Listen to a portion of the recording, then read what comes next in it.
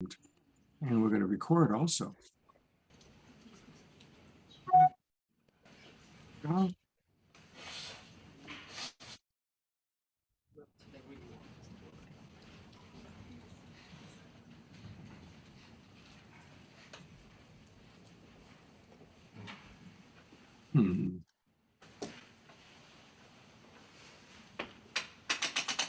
That's funny.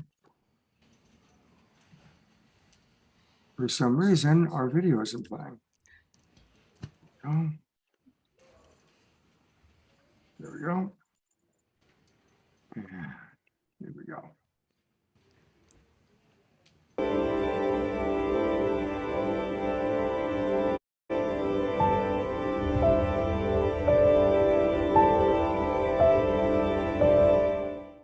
What if I were to suggest that you play a key role in the awakening world?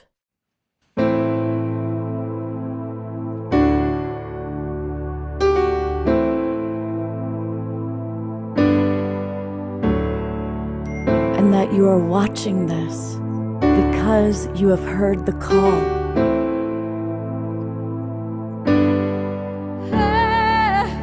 We can start right now by opening our hearts and minds.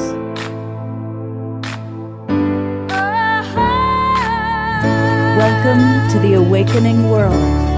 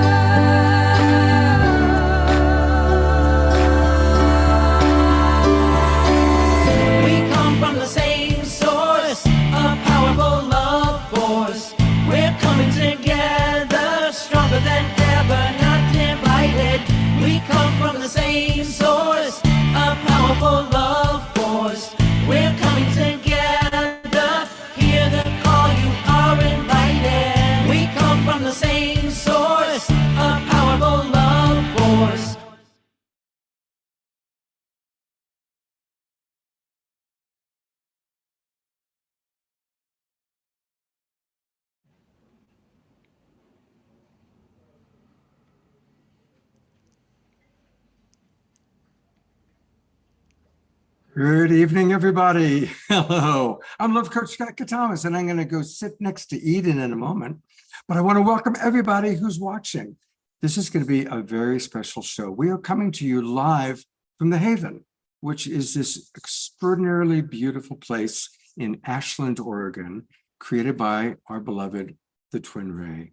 And we have with us the community that has been building around the TwinRay. We're going to talk a little bit about that in a moment, but I want to ask everybody to consider joining us in the Zoom room.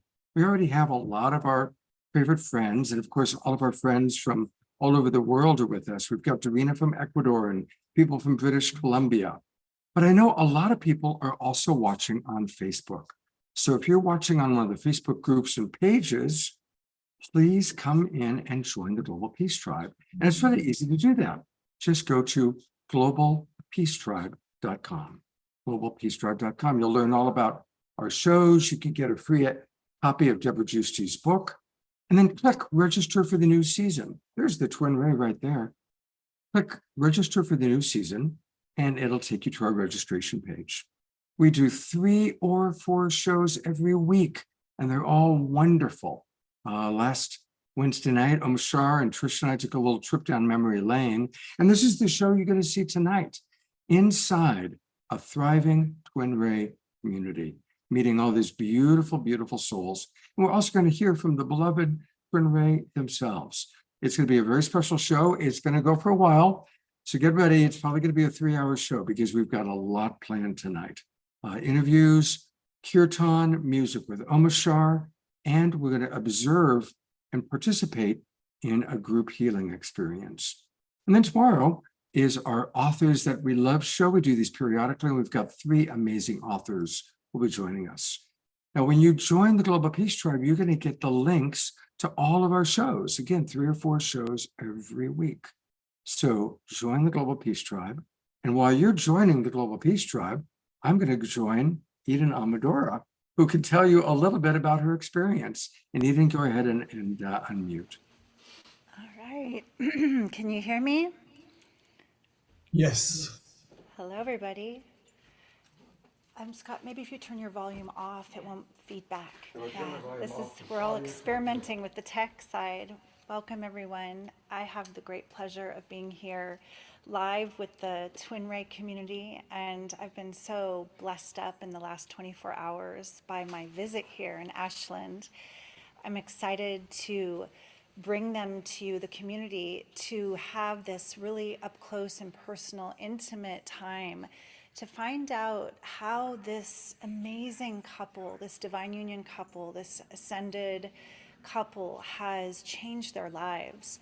We're going to be talking about some of the radical transformations, healings, and other spiritual breakthroughs that the community has been having here with the TwinRay. And yeah, in my own heart, I just wish to share that I had no idea from being with them just on the little screen. And this weekend I've had the opportunity to be in their physical presence and deeply feel the love, the compassion, and the devotion to our ascension and full embodiment in this lifetime. It is a true gift. I'm so honored. So thank you. And you had an amazing healing experience. Yes, I had an opportunity to sit in the presence of the beloveds, which they're called so affectionately, yesterday evening, and to drop into what I call a deep, empty presence meditation with Shekinah Ma. And to feel my heart really catalyzed, really lit aflame at a whole new octave of just devotion to my own walk in love, as love, for love. And to be seen like that and to know that level of compassion and unconditional love is really, really rare in this lifetime. So my devotion to this path is amplified, and it's just been a wonderful experience for me. Mm-hmm. Yeah. And you're going to get to meet all these wonderful people. I don't know if, Craig, you can show the camera. Can you do a pan and show the audience at home and everybody at home? This is the beautiful community of people that have come to Ashland, Oregon. Many of them have moved from as far as Germany, Southern California, Colorado, San Diego, Hawaii. I mean, they actually drew people from Hawaii. Right? It's got to be good. So you know something special's happening. Yeah. So the first person that I'm going to have Eden interview, and she's going to take my spot now, is Charis. And Charis came all the way from Germany.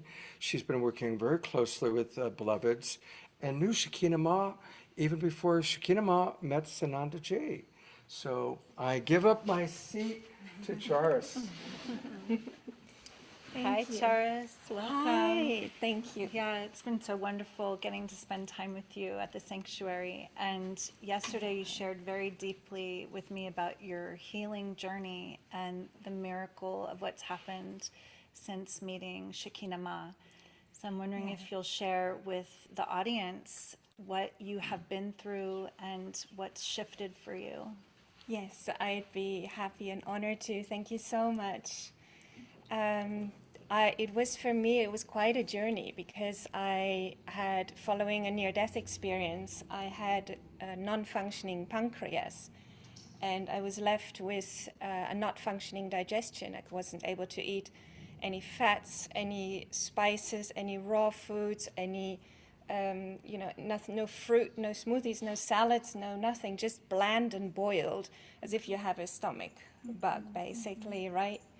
And so the doctors, they couldn't find anything once the infection was gone, and the internal specialists, but yet I was still in so much pain that I couldn't bend over to tie my shoelaces or, sleep on the left side of my bed. So I was quite restricted. I had to take my food everywhere, and wasn't able to eat out anywhere. And so it was, and I didn't know if it was ever going to get better, because so I sought and like you do, you look for alternatives, and I did really like everything I could imagine, from acupuncture over finding healers, the best that I know, even one who was working with John of God in the operating room at the time, and they didn't know what to do, nothing was helping.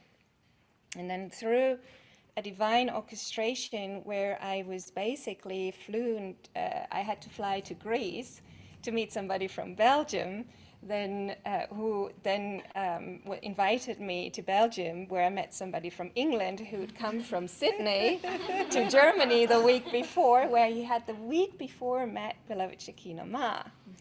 And so, not that they sent me to Germany directly, right? No. Yeah, you came from there, but it was a long roundabout way to get back there. Yeah, exactly. Yeah. So what was it like meeting her for the first time?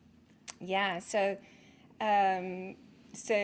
he put me into contact with her, and she was at the West Coast at the time. And when I looked at her website, I knew who she was, and I reached out to her and asked, explain the situation and if she was willing to work with me.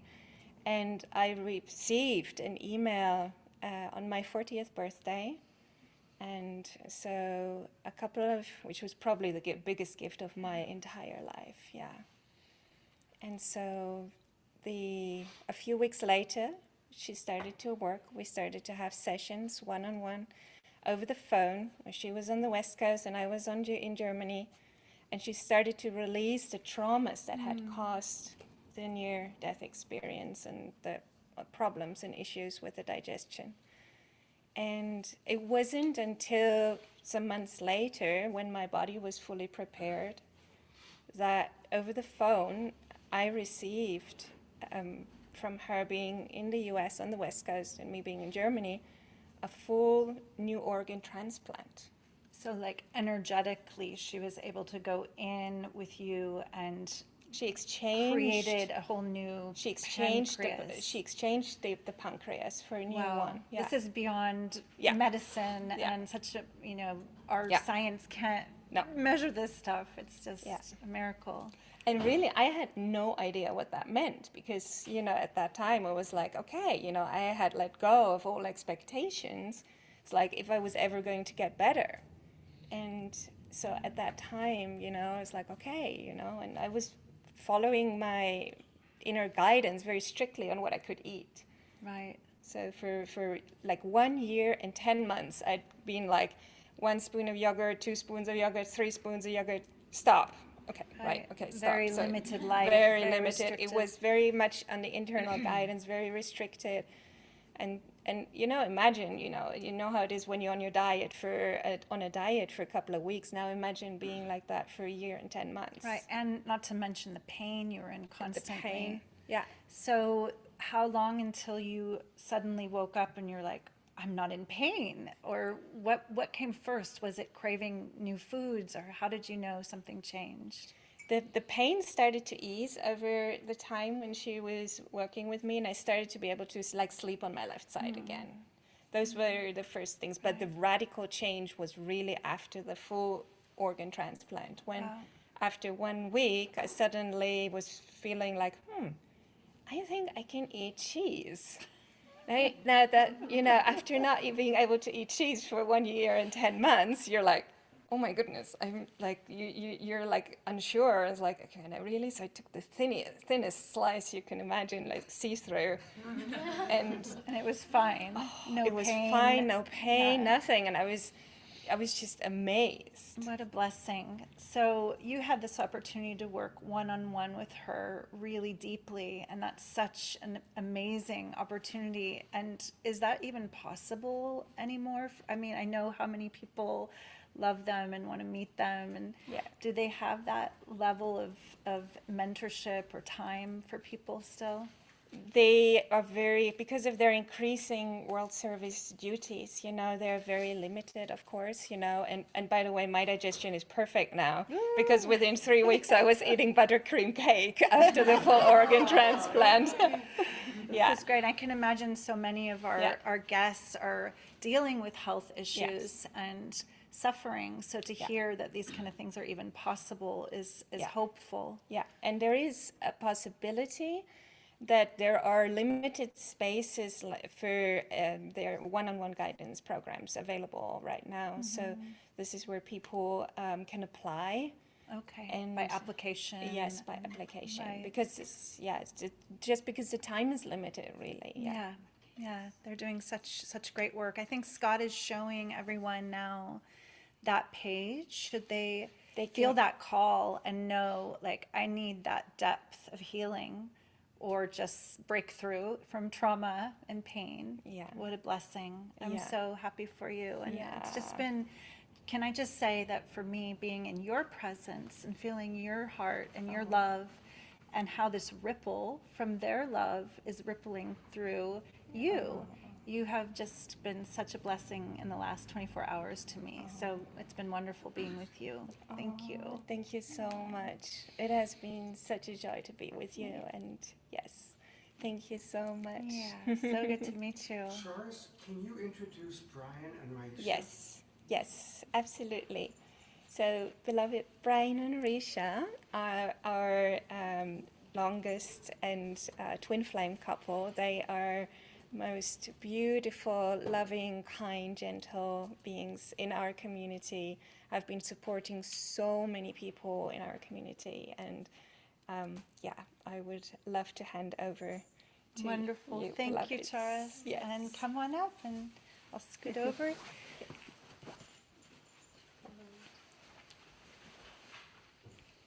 Welcome. Hi, thank you so Hi. much. Yeah, Thank you what for a- having what a- us. Do you have enough space there? I have think enough we're all showing up pretty well there. Great. Great. So good to meet you. It's Brian. Brian, yes. And Risha. Risha. Yes. Wow, what a beautiful couple you are. Just Aw, feeling thank you. feeling you too. Thank you. So I'm curious, like we've been talking about before we began, the transformations that you've both experienced. And I'm also really just fascinated by the concept of the beloved union, this kind of divine union soul contract, and how working with the TwinRay has inspired your union and deepened it, or what you might want to share in that way, because I know so many people are longing for this in their lives deeply. Yeah. You can go ahead. Well, what's interesting is that we actually met about a year before we first met the Beloveds, or first met Sanandaji. And so we felt like we were a twin flame. And so after we saw them and knew that they were our teachers and we wanted to work with them, one of the things we did is when we first started working, we said, "Are we actually a twin flame? You know, can you tell us that?" And they said, they looked at the chart and and they're up here in the Akashic, and they're like, "Oh yes, you are a twin flame. You are the highest, not highest level, but like your charts are exactly opposite from each other." So Wow. we're like, okay, that's we knew, but we were like, it was so nice to have that confirmation. So You probably felt it in your hearts in some way. It Yes. just like amplified that. yes, because we Yeah. knew each other when we met. Yeah, we recognized each yeah. other right away. It's a Yeah. long story, but it was really aligned for us to come together. And to answer part of your question about what are all the shifts and changes, there are so many. But I would have to say, for me, it was the heart.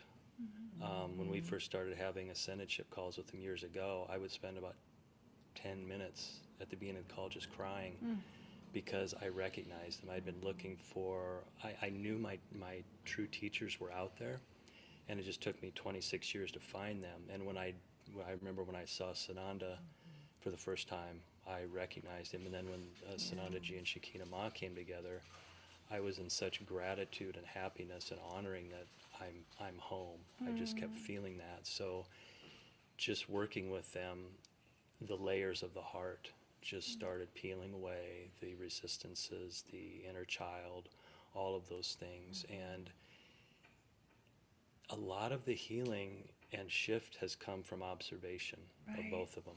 Yeah, Yes. being in their field, feeling it's almost like the 4-minute mile. When you see that's possible, Yes, it exactly. like Yes. activates something in your spirit.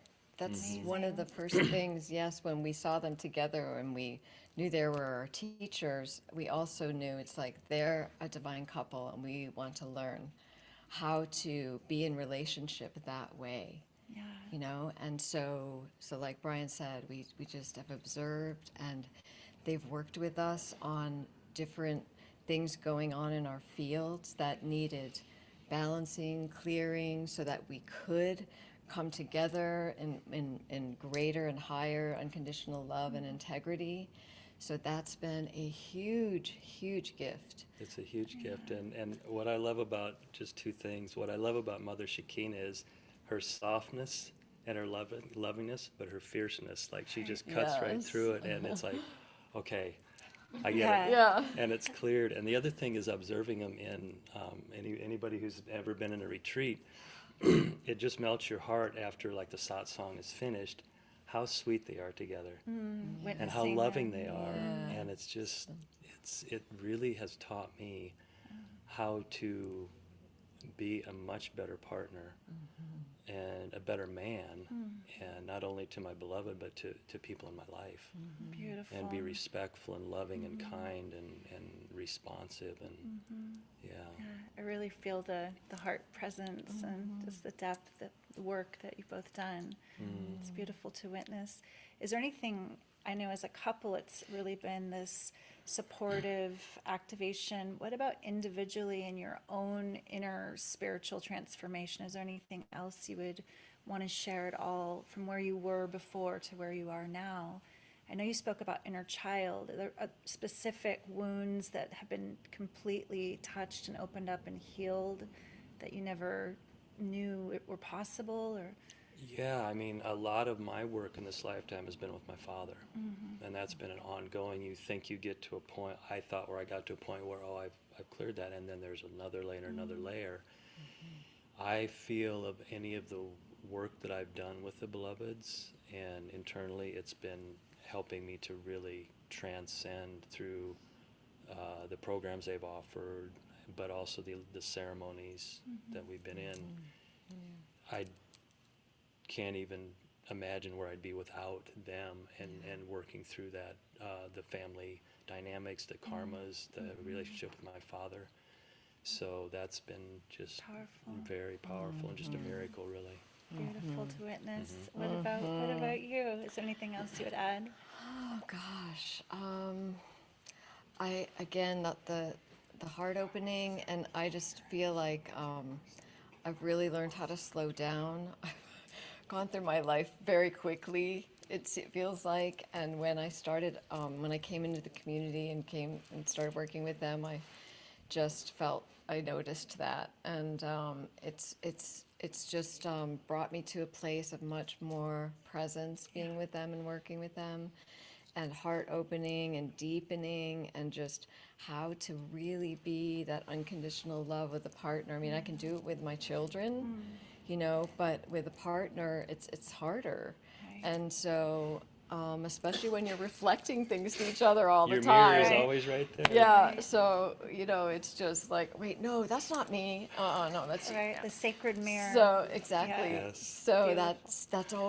that's always a challenge in relationships, especially at the level where you're really so deeply on your path, the way we are with beloved Shekinah and Sanandaji. So it's just shown me a lot of things about myself that I was really happy to see and transform. That And presence is everything. The presence when is you everything. Get there. Presence and Yeah. the surrender and the step to surrender, not fight it.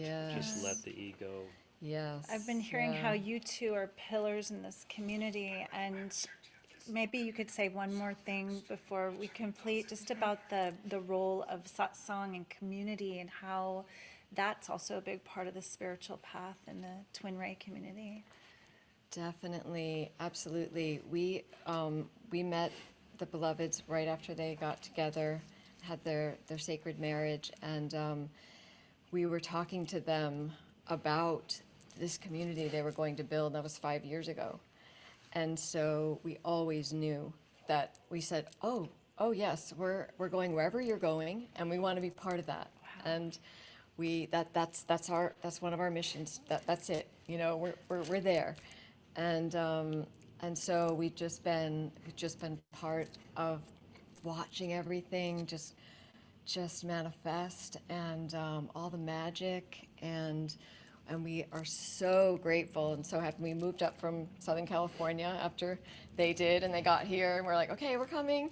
And so we're here now, Love and living. serve. And yes, exactly. And so happy to be here with all of our beautiful, beloved family who's been gathering over the years. And I think it's so honored sorry. and excited, happy.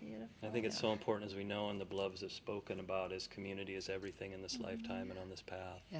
And so, very grateful for Yeah, everybody. we're not meant to do it alone anymore. It's No, not like a solo. no, we have to do it Yeah. together. Yeah. Beautiful. Yeah. So good to meet you too. Thank you. Oh, Thank you for so much. sharing. So Yes, beautiful. thank you. Thank you, Scott. Thank you for having Thank you us. so much. Thank you.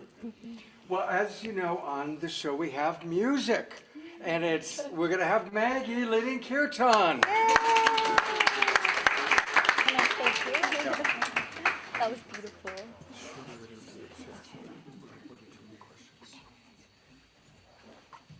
Original sound. Let's see.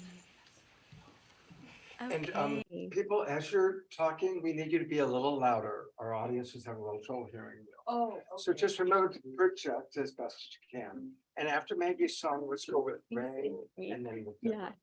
Is your original sound on, Maggie? The original sound is on. Yay. Yeah. How does that sound? Do a strum. No, we can't hear you, sweetie. Is the does it say original sound on? It says original sound. Oh, on. Okay, now do a strum. There we go. Hey, Perfect. Good. Okay, perfect. All right. And you can just message us if something happens with the sound. okay, I will. I'm grateful to be here and share this song with you all. We're gonna do Om Namo Amitabhaya, and this came up today in our hike as it is entering the limitless light. And so we're just gonna call in the limitless light, and you're welcome to sing along. You're welcome to just listen and breathe this light into your being.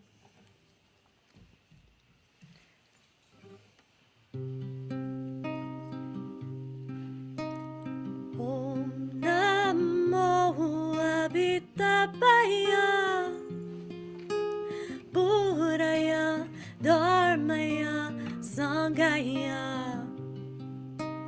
Om Namo Amitabhaya, Buddhaya, Dharmaya, Sanghaya. Om Namo, Om Namo, Om Namo Amitabhaya, Om Namo, Om Namo, Om Namo Amitabhaya.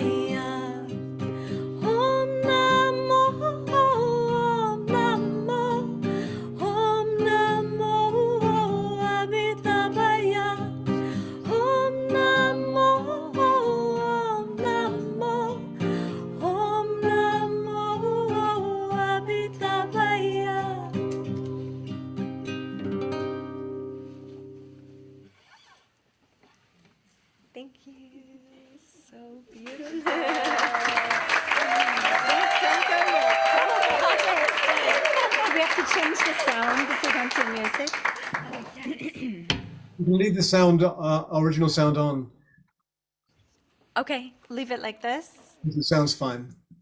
Okay, well, I wanted to ask you, Maggie, Yes. tell us about your experience, how you met Shekinah Ma and the transformation that's brought into your world and your life.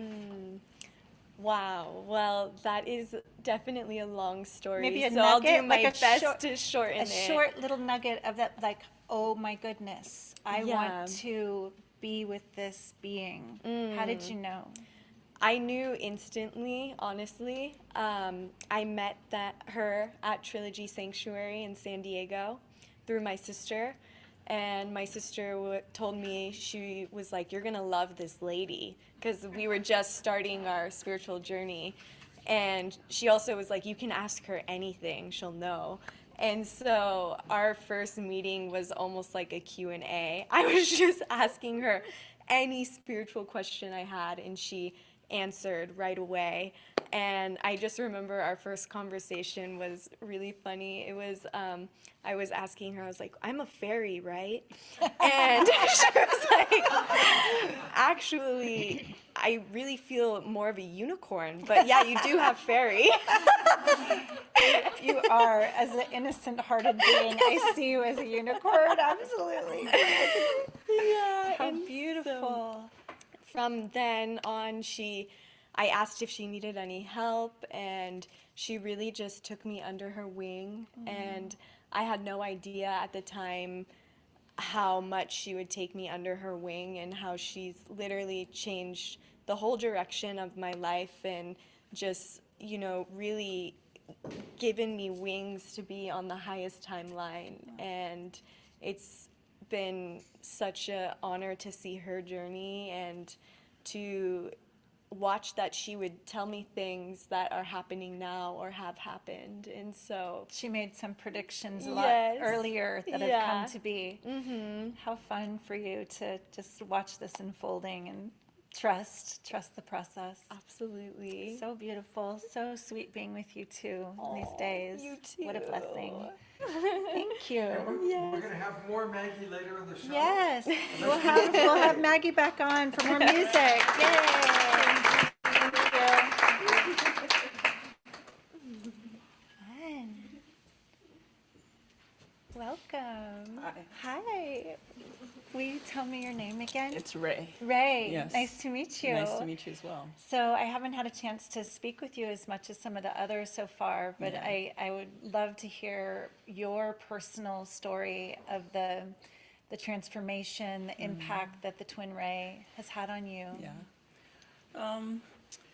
Well, funny enough, I'll start when I was 3 years old.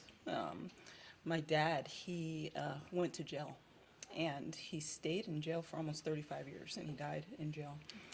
I was the oldest daughter, so I had to take on a lot of responsibility with my mom, who was in the military at the time. And we moved a lot. We traveled every 2 or 3 years my whole life until I was 35. I was also in the military as well. And that kind of life, I had a lot of abandonment issues, a lot of anger. And at one point in my life as an adult, I decided that I wanted to write a book about love. And I went to seminary because I thought I better go to seminary because that's probably where you would find the most information about this book. Divine love. Right. And, I don't believe in coincidences. I had a lot of different synchronicities in my life. That was 2007 that I wanted to write the book. I graduated from seminary in 2014. I read this book, The Synchronicity Key, in 2012, but it wasn't until 2020 that I met Shekinah Ma and Sananda Ji. And they were doing a video with David Lyon, and the video was called Love All, Serve All. And I watched that video, and that was the whole answer. That was everything I wanted to put You're in like, the book. I don't need to write was the like- book now. Right. It's like, it was. there it is. It was like just the perfect something for my life. I can sense the resonance. Yeah. How it struck you so Yes, deeply. yes. And then what? How did And you then, meet them? then I went on the website and I just started signing up for everything that I could find. And I actually signed up for the Ascendanship, and Charis was one of the first folks that I talked to, and she was like, "Yeah, you can do this. You should go for it." And really, that has cleared a lot of those abandonment issues, the anger, and all of the other trauma that I have taken on in that kind of life. And and I've been serving all my life, but this type of service is really where I was going that entire time. How beautiful to Yeah. meet you and feel your story and Thank you. just the heart opening you've experienced. Thank you. So Yeah. sweet. Thank you. Thank Nice you. to meet you. Nice to meet you as well. Yeah. All right. Wonderful. Yay.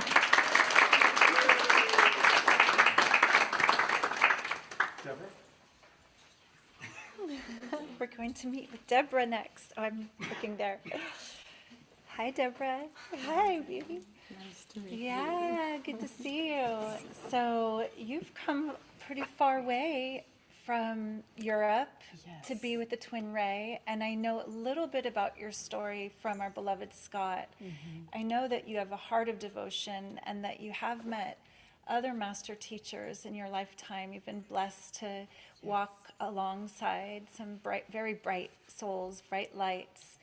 And I'm just curious what you would share where you are now in this devotion with the TwinRay and how it's opening up your life. Yes, well, thank you first for asking. And Just speak up a little because they Oh, need yeah. to hear. so yeah, I'm Deborah. I'm half German, half French, and grew up in Germany and was in a French school, and so I had absolutely non-spiritual beginning. I studied law and ended up in the biggest law firm in New York, and then I was head of marketing at Dior, and then 15 years ago, my father passed away, and that was New Year's Eve, total shock in Switzerland. And so we, as a family, we are basically based between Switzerland, Germany, and France. And so that was such a, and I had, again, I think similar to Ray, I was the eldest, and I had to take care of my family, of my father's business, I mean, like literally everything. And that was such a profound, that was 15 years ago, so we were quite young, and such a profound shock. I could not not sleep for days or for weeks, but for months, literally. There was no way I could sleep.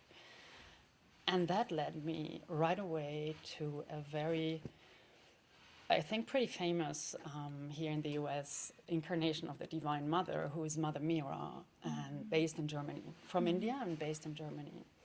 And she's the incarnation, one of the many incarnations of the Divine Mother, a very profound one since 1960, bringing down the Paramatman light, so really the light from the source. And many beloveds here know her, and I guess if you're watching this show, you have heard of her. It's, if you know the Hugging Amma, it's the same. Same right? energy. Yeah, and so I was right away in 2008 when I met her the first time. I knew I had looked into my soul's eyes, into God's eyes, and then I needed to know everything about her. And that happened, of course, exactly after my father had left his body. And you know, before that, I was living really this dream life in Paris and and everybody was like, "You must be the happiest girl in the world," and I'm like, "Do you want it?"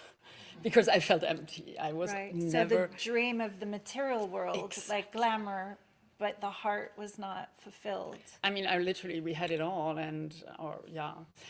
absolutely not. I'd always felt unfulfilled, you know, and. How did your journey with Mother Mira bring you to the TwinRay?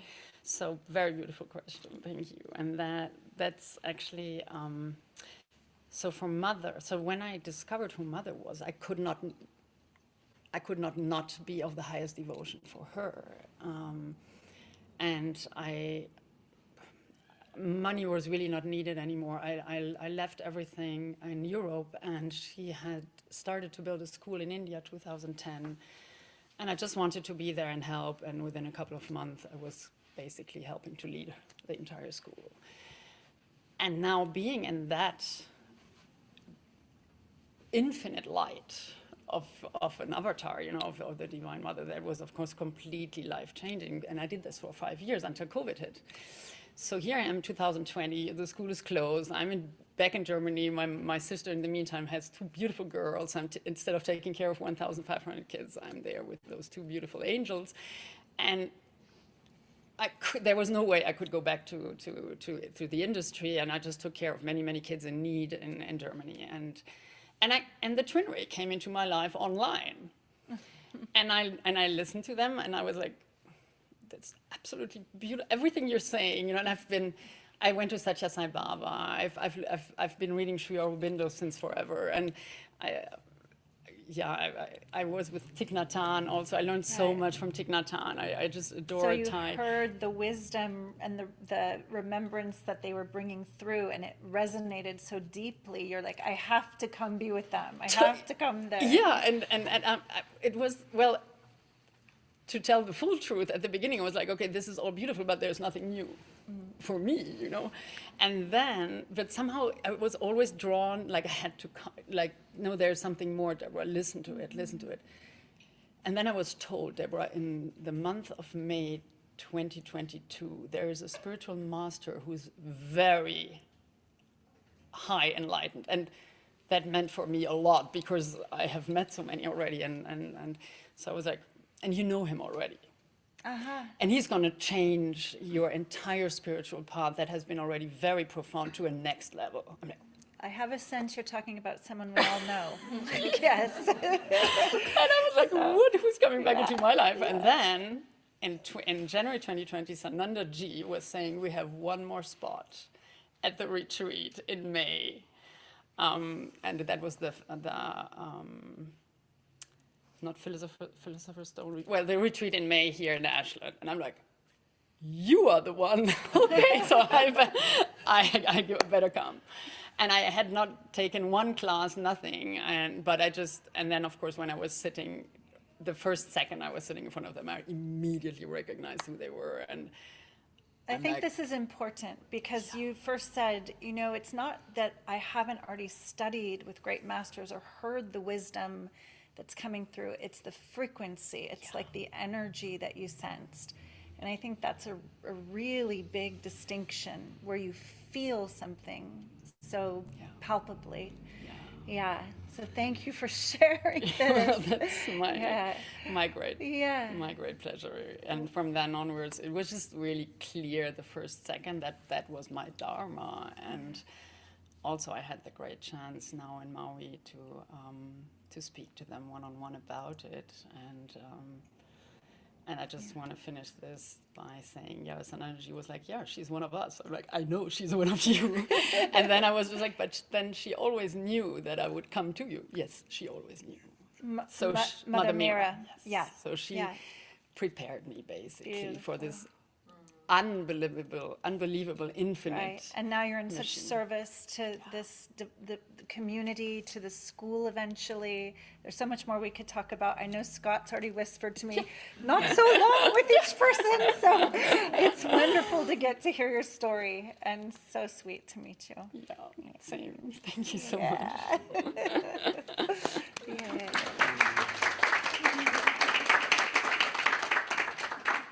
All these people is so amazing. And I want to remind everybody that you can learn all about the TwinRay community by going to TwinRay.com.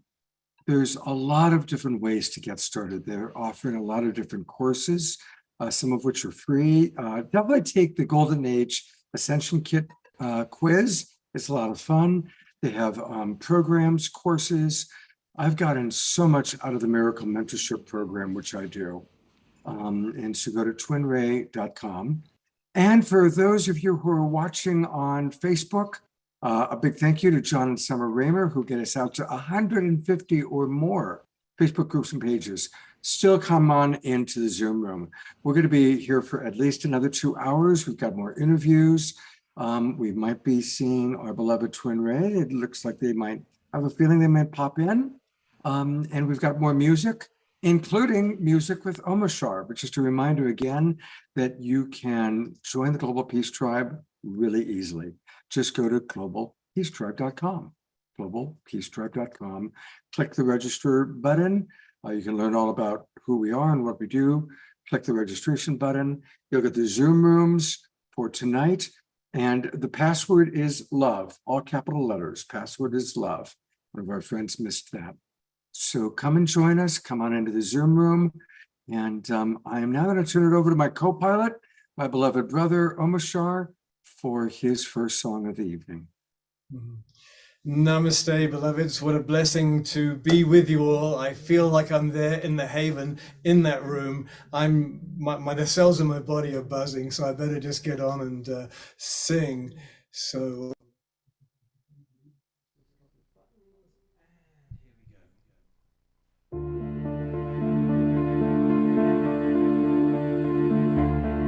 What if we could find a way to wipe away all tears and fears, all broken hearts, to clear the way for a brand new start?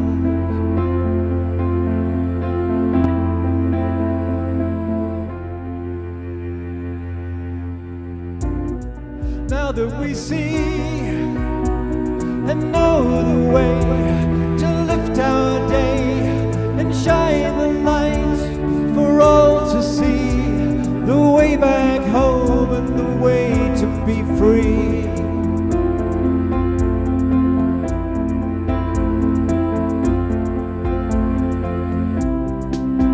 Let our love lead the way.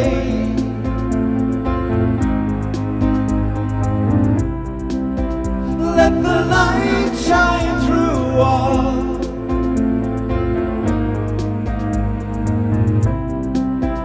Let our hearts and minds be free.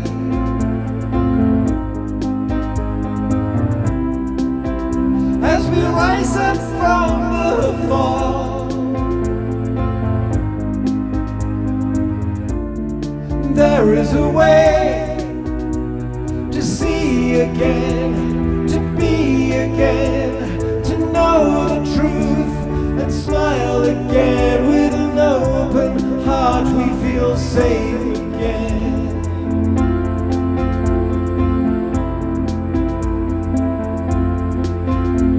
And now that we're free and we see that the way is to let our love show us a new way to be, and we relish the chance to be part of the dance that will recreate the world anew.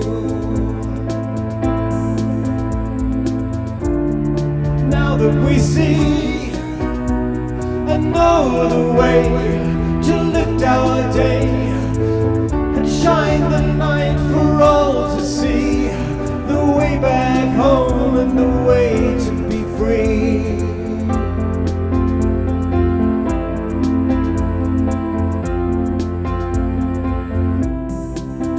Let our love lead the way.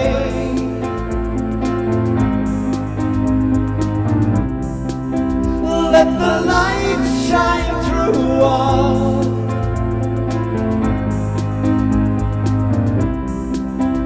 Let our hearts and minds be free.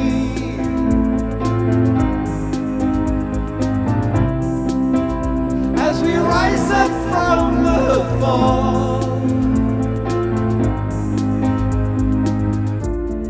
there is a way to see again, to be again, to know the truth and smile again. With an open heart we feel safe again.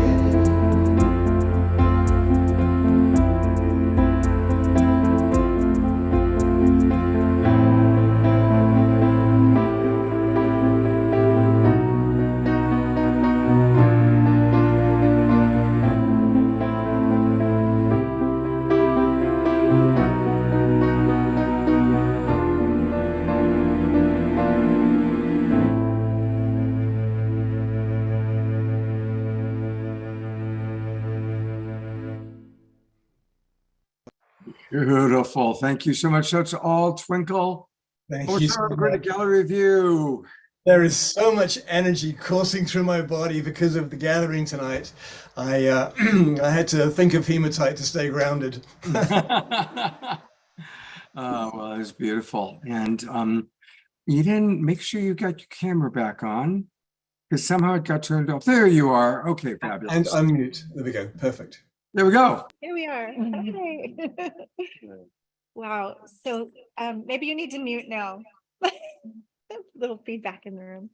So I'm here now with Maya and Jeffrey, who I had the pleasure of meeting on an epic hike, which I heard was really rare, that we got to spend this time with Sanandaji up close, personal, outside of a retreat today. And that was really special.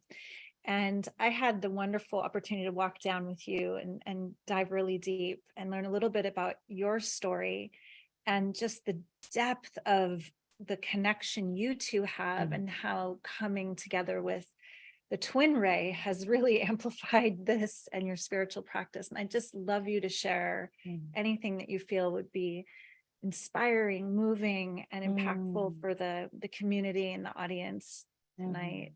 What could you share about this journey you've been on? Thank you. I mean, there's so much to share. There's been many different initiations we have been really blessed to receive in the presence of Sandaji and Shakinama. And really related to Deborah, we've also not new to the path. We've gone very, very deep with other masters and other practices and did a lot of work individually before we met and really recognized each other upon meeting, that we were really the life partner, twin flame, dharmic partners for life that we'd been calling in and really cultivating for many years to receive each other. But even in that deep recognition, you know, there's still layers of refinement of how to fly together. We talk about two wings of the same bird flying together. Got to be going the same direction. Yeah, for at sure. first we were hatchling. A little awkward, a little An adolescent bird, probably in the adolescent phase, but we are learning quickly. We are, and actually, as Risha and Brian said, like just having a model of a divine union couple, that was the initial attraction into this, into the first, just taking some online courses, the TwinRay, but like, wow, there's a model of divine union that's at such a high fractal. We wanted to learn from that. Beautiful. Yeah, and learning from that, I mean, we dove into, we got the blessing of going into a retreat with them. And we had prepared for months, actually, going deep into fasting and cleansing and 10-day silent vipassanas and deep work in the Amazon, and just really clearing ourselves out. With our biggest prayer was really bringing in a family, and we've been feeling that call to have a conscious conception and bring a soul in that's not being imprinted by the karmas of the world, by, you know, all the challenges of our ancestors, but for us to really do the work to help bring in this new generation through liberating. And to parent so consciously through presence and compassion and love, rather than the unconscious ripple of trauma again. Yes. Wow, it's a very noble ask and practice for you. Yes. Wow. And so we've gone really deep as a devotional practice to really clear these vessels, our minds, hearts, and bodies. Yeah. And we just were able to do that at a profound level with them. And this is after having experienced miraculous healings in the King's Chamber of Egypt and the Great Pyramid. With them or before them? Like, there Okay. was all these initiations we'd had that were almost like seeds of preparation of what was possible.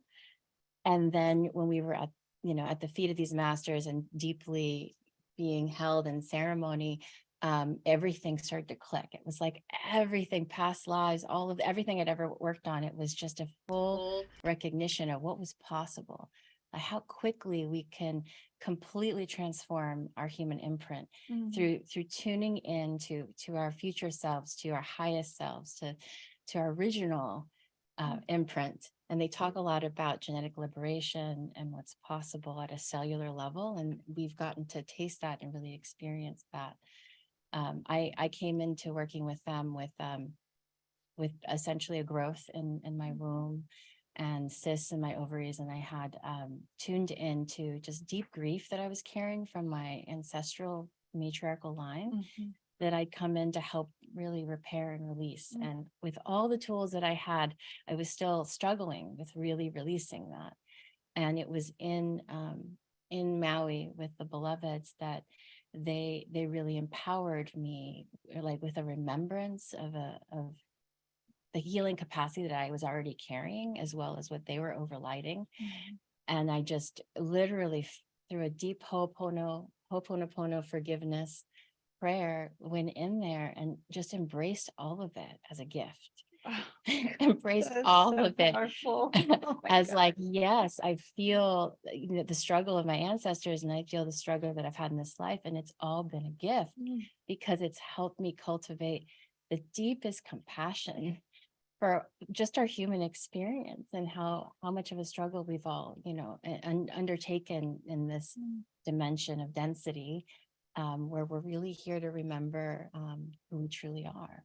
Has the physical manifestation shifted since that deep Ho'oponopono forgiveness? Yes, I mean, I'd never experienced so much light entering my being, and it was actually coming through my connection with them, with the field, my heart, but then actually through my hands.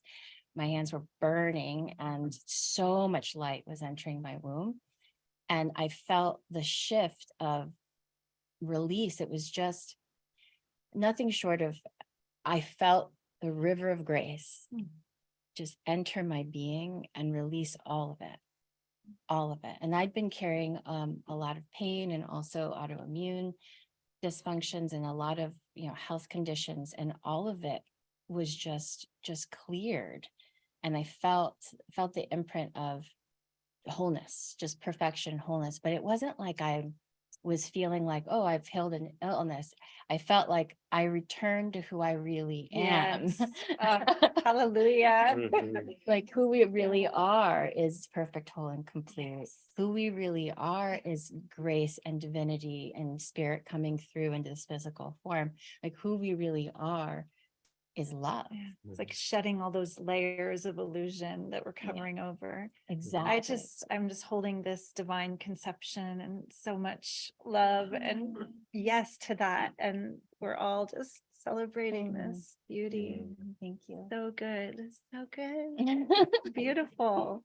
Thank you. Is there anything else in closing that you would add, Jeffrey, just in what you've witnessed? And I've witnessed these just profound healing experiences and deepening experiences for Maya, and then myself. I've been on a journey of, you could say, healing my mind. Having like the first 40 plus years of my life just been very much in a field of anxiety and attention deficit disorder, and there's been some profound healing around that. But then now it's more of cultivation of the mind, of quieting the mind, so there's people talk about the monkey mind and their challenges with meditation, so it's stilling it. And I've been finding like a new spaciousness in my mind since working with the TwinRay, and particularly once we moved here. Moving can be challenging and stressful, and adapting to new place and new home. And we had the fortune to have a meeting one-on-one with the beloveds, and it's not even anything specific that's said. It's just an energetic transmission, being in the presence, being in their field, and I got to experience that. I know what were streams of negative thoughts in the first few weeks here just stopped and faded away, and a greater depth of peace and just a trust.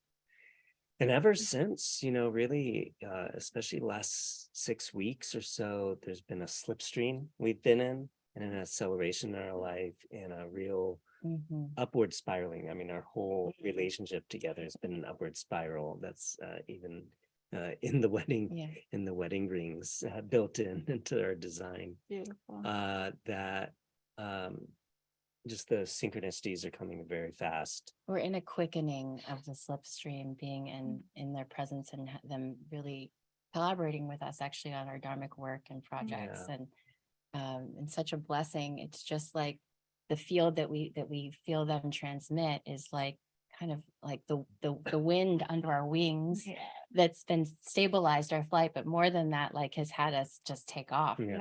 So one of the things the beloveds do, and not just for us, for really everyone in our community, is that they do something called overlighting.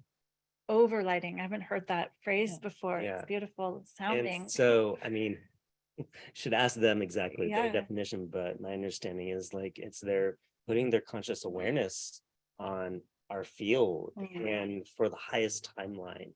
And so they have, we've shared our heart's prayers and, the work we're doing in the world, our Dharma mission, and they're fully supportive and overlighting. And there's times I just feel their presence in Feel the grace. synchronicities showing up halfway around the world. And when I'm halfway around the world physically, and it's just incredible to have that sense of support. And really, like, it feels like you have the whole universe at your back. Amazing. In support of you.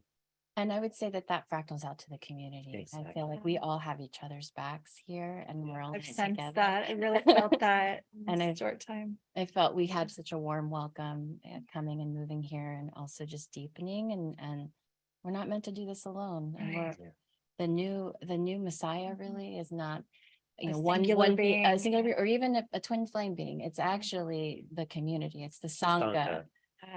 And they speak this as well. This is exactly what they've been that, teaching. that really touches my heart, that it's not just about one guru. It's the we are here now in love. So beautiful. Thank you two so much. Yeah. May we all rise in love together. Thank you. Thank you. Beautiful. Everybody, we've heard from Deborah and others about all the wisdom of different teachers. And so I'm going to play Wisdom Jewels. You remember the Wisdom Jewels that Jay Mayer and Jan would create? Well, this is a wisdom jewel where we get to hear wisdom from some of our other favorite spiritual teachers. And then we'll be back where Eden is going to be interviewing a wonderful younger woman who's here named Cher. But let's go to some wisdom jewels.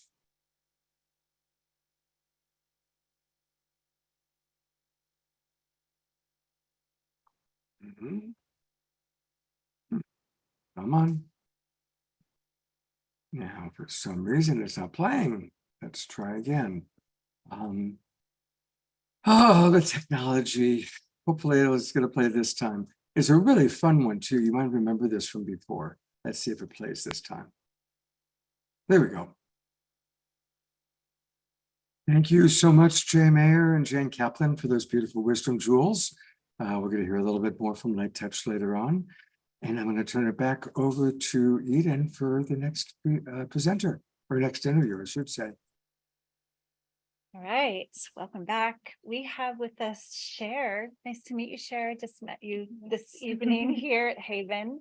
And you have told me that you're the newest member of this Sangha, this community. Yes. So I'm so excited to hear what drew you to it, how you knew it was for you, and what your personal transformation has been since joining.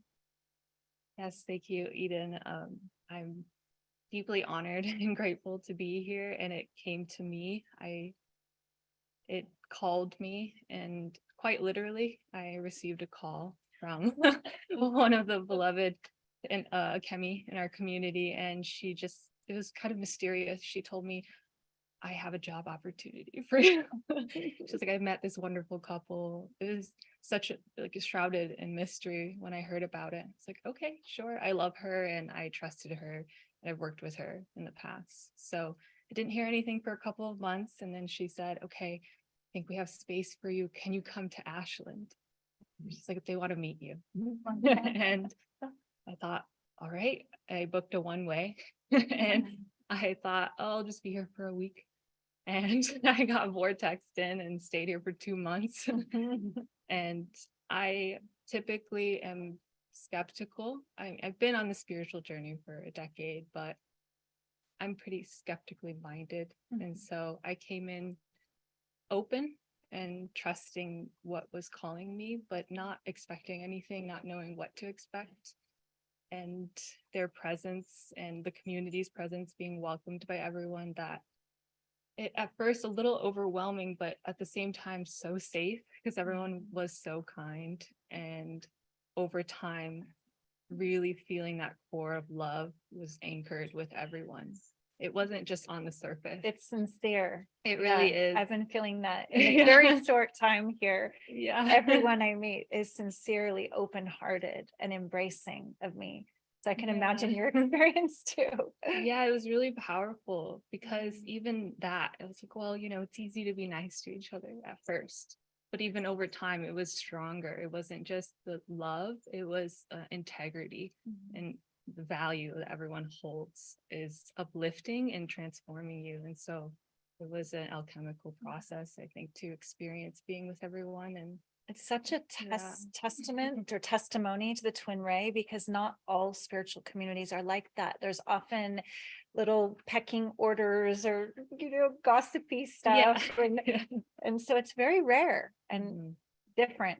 Yeah, thank you for saying that, because that was my first thought. Was I've been in spiritual communities before, and I actually left, and I had took a year away from it, and actually feeling distant from it. I had somewhat of an aversion, actually. Like a disillusion. Yeah. And so coming back in, there was that caution, but just being shown deeper layers of it. It was really real.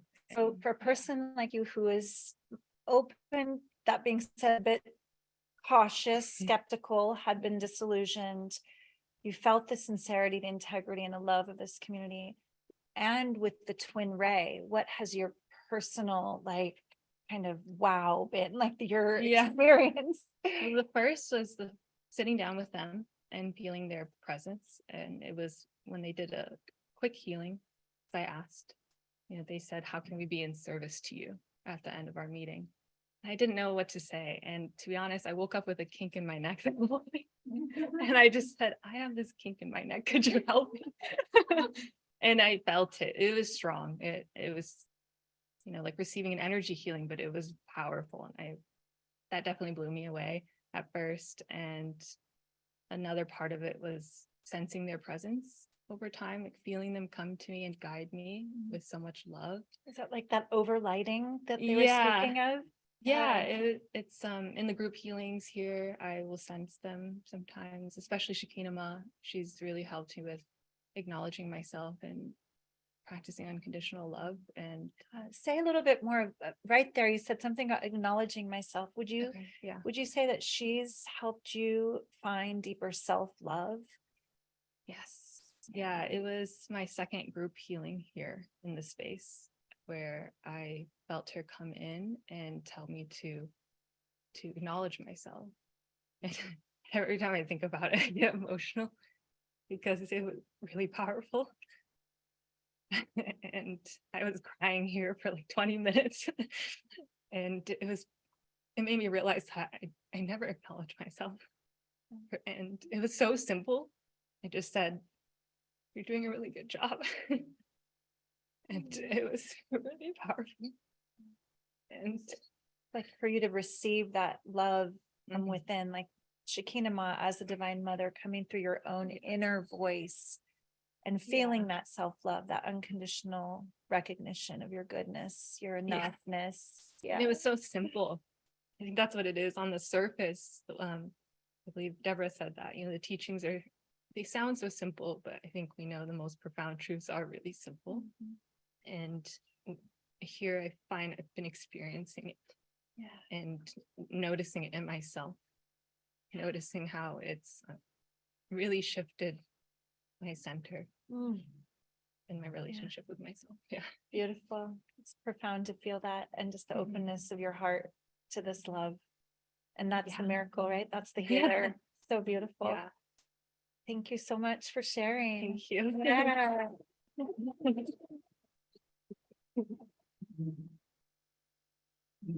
Let's bring up Norman. So we're And gonna- while Norman's coming up, make sure everybody you stay tuned. We're going to hear 2 more interviews, and we have something very special that I think you're all going to love. It's going to be very special. And then we're going to close with the group healing. We'll also have one more kirtan from Maggie and another song from Oshar. So we've got a lot going on. All right, we're going to go back to Eden. Here's Norman. Hi, Norman. Nice to meet you. I saw you up here earlier in total selfless service, just preparing before everybody got here. And I could feel your devotion to this event, to the space, to the TwinRay. And yeah, just that selfless service to love and serve is emanating from you. So what would you share about your personal transformation, your experience since being a part of this community? How has this impacted your life? A lot, greatly. When you follow and you become a student of Sanandaji and Shekinah Ma, you go through very fast and quick transformation. They're literally the fastest way to get to where we all want to get.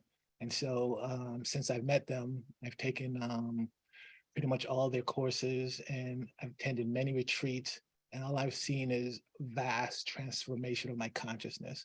And there's many paths that they talk about and share to where we want to go. And one of them is what I've learned is selfless service. And it just sounds simple, but you get so much out of it. It's like a hot knife through butter when you and now it just becomes normal. Just like you saw me earlier, we're all just working together. And that's how it happens. You uncondition the mind from thinking that you have to, be reimbursed, get paid and all that stuff. But there's something, lacking when you do that. But here's a community, we all just selflessly give as much as we can. And after a while, it just becomes normal. And then you realize that kind of giving and loving is part of the definition of love. What love is just giving selflessly. And it's just, it's just so sense that in you. Yeah, it's very important. And you only get it by being in a community like that. So this is what I've really gotten from being here. And it's a gift. It's a gift, actually. Yeah. So many people are looking from the eye of lack and ego and what's in it for me and what can I get? And what I'm sensing is this expression, to serve is to know joy. So to serve is actually to receive great joy when it's a community like this for such a high purpose. And is there anything else you would share about what you were like before opening this heart so big and knowing this selfless service? Were you struggling with relationship? Were you struggling with your place and purpose? What has this given you compared to the before and after? Yeah, and it's all part of losing the self. What you'll learn here is the self will just melt away. And that's part of the selfless service. And yeah, that's what I've learned. That's what I've got from it. The ego just slowly disappears and you just become, selfless server, just a witness and everything. And that's like, part I don't of, even want to talk about the past. yeah, that's part of what love is. Love is just melting into oneness and losing the ego. The ego slowly, the ego is one of the things that has to go away. And this is like an expedited path. Selfless service is an expedited path because when you first start doing it, you realize stuff comes up. The conditioning comes up. We believe that we're just our consciousness, but we're also our unconsciousness. And the subconsciousness starts creeping up, and little thoughts come up that wouldn't have come up if you wasn't doing that work for free. And then as you're doing work for free, the little noise in your subconscious gets louder and louder, and you start hearing, it goes, wow, I've got to let go of all that. Yeah, Sanandaji said something really profound to me last night when I asked, how do I remain anchored in my heart and support others in my community to come back to heart-centered awareness? And he said something very simple but profound. He said, think with the heart and feel with the mind. And I sense that as you're witnessing your subconscious, It's like you're cleaning up your thought forms and choosing to give your mind, your heart again and again, and coming more from there.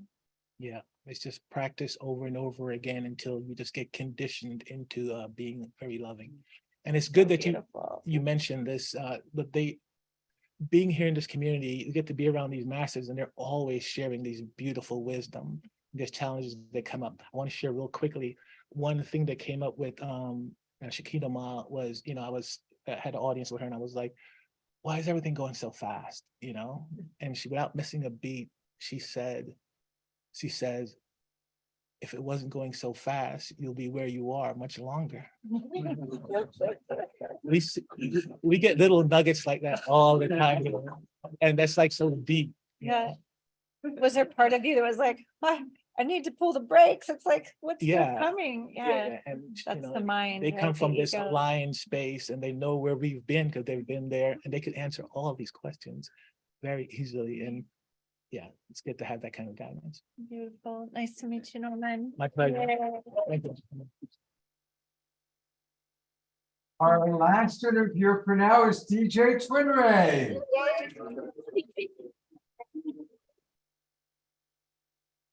Welcome, beloved.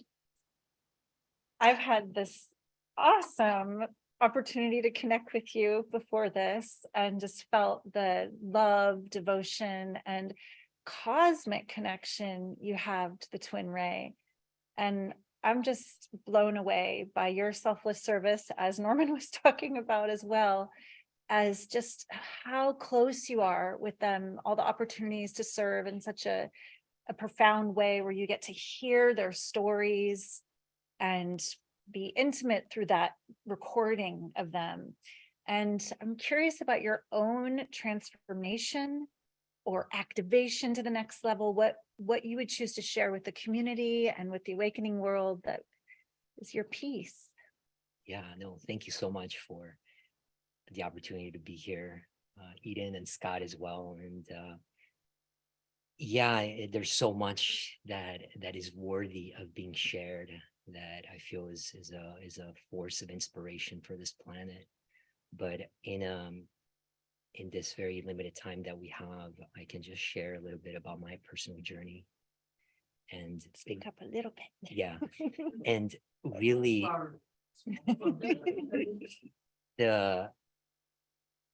what I've been really great at in this life prior to meeting our beautiful teacher masters was the masking of the deepest pains and wounds I've experienced throughout my entire childhood. Mm-hmm. You're good at covering over them. Yeah, and escapism. I was a master at that. Mm-hmm. And the beauty of this work and this path and truly walking this path was just all in with your heart and devotion, is that it has stripped me naked. It has peeled off all the masks. It has revealed my true self, which is the heart of a wounded child who experienced deep levels of unspeakable sexual abuse from the age of 3. And yet, just like the beautiful words of some of the beloveds here, that's been my greatest gift.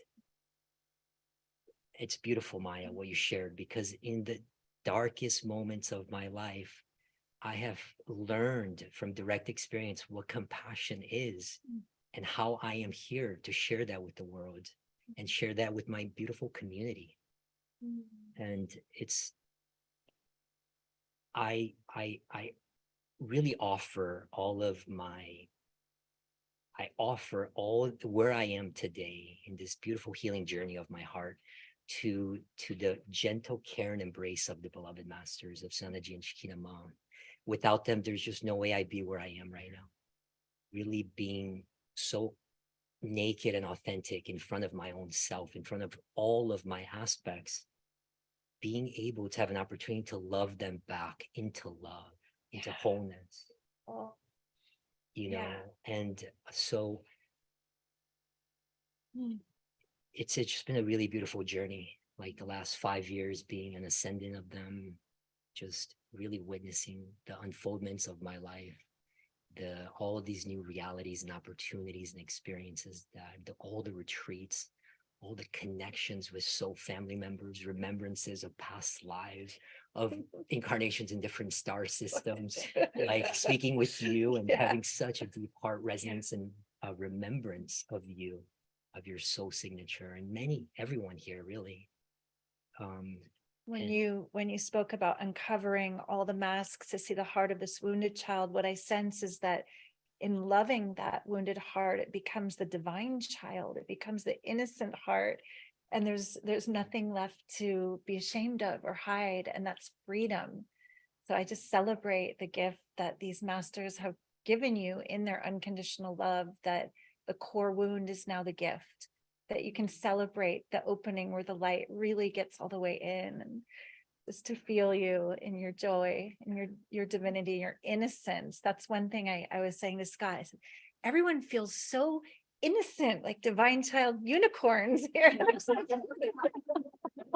This beauty of the heart that's really palpable.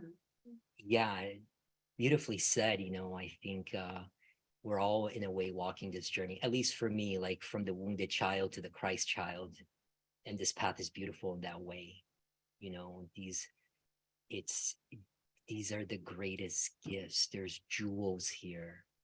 It is so profound and so precious, and it is so pure, like actually experiencing the purification of your heart, mind, and soul in the embodiment of it. Not through theoretic ideas of reading texts, the direct experience by receiving darshan from these ascended masters, truly, and that's profound. And the only way I could go through this process was in the unconditional love in which they held me through it, in a way that my parents were never equipped to do so.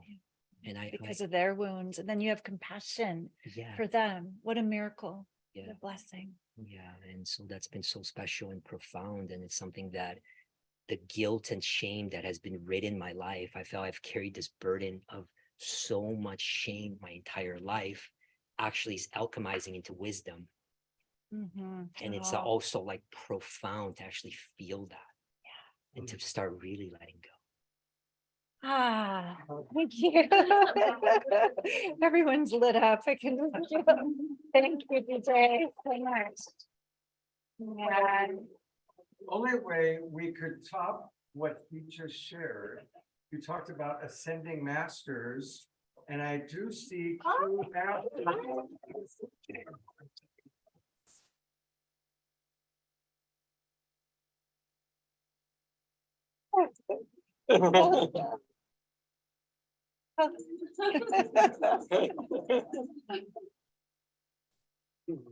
It's joy to see you.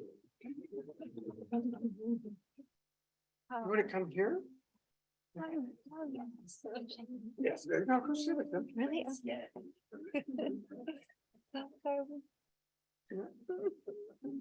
We had our ears going.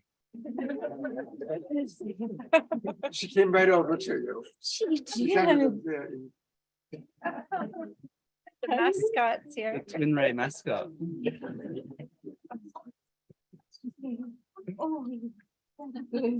Yes. We've been hearing the most profound stories of healings, transformations, breakthroughs, the inspiration of your divine union that it's had on other twin flame couples. And you've been with us here now. What an honor that you came physically with the mascot here too. Thank you. So welcome, beloveds. Thank you. It's beautiful to see you all. what does this community mean to you? I wanted to ask about what true Sangha is for those who are watching, and the power of that. What that is. We've been feeling this great communion coming together, these hearts in this space and in this room, just merging, and all of your stories so moving to us. It means everything. It is our breath, it is our reason that we come. and sense that we had beloved Norman speaking about selfless service and what a joy it is to serve, to know that level of service through the love and service that you two are modeling. Yeah, the reason for coming is to find your gift, which is your beautiful, bountiful heart, and then share that gift. Share that gift of your heart, share that gift of your love with all that can receive that. And the two words that really echo of the meaning of our Sangha, of our family, is Holy Communion. It is. It's a Holy Communion coming together. Yeah.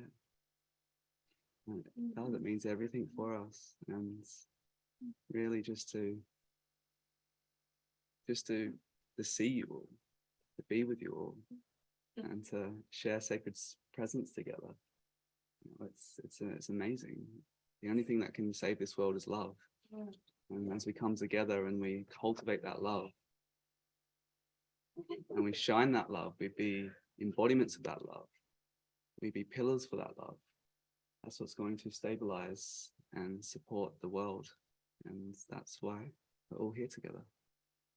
A blessing. I've had such a short, very potent experience of the frequency here. And much like Mia, I was like, what's really going on up there? I don't know about this whole community. I've heard of spiritual communities where there's a lot of drama, and it's so different. It's so different. There's so much innocence, so much integrity, so much sincerity. Everyone has embraced me in love, absolute love.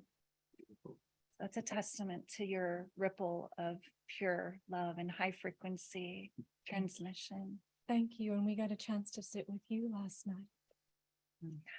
I shared a little bit about it. It was so profound. I didn't really know how to explain what I experienced.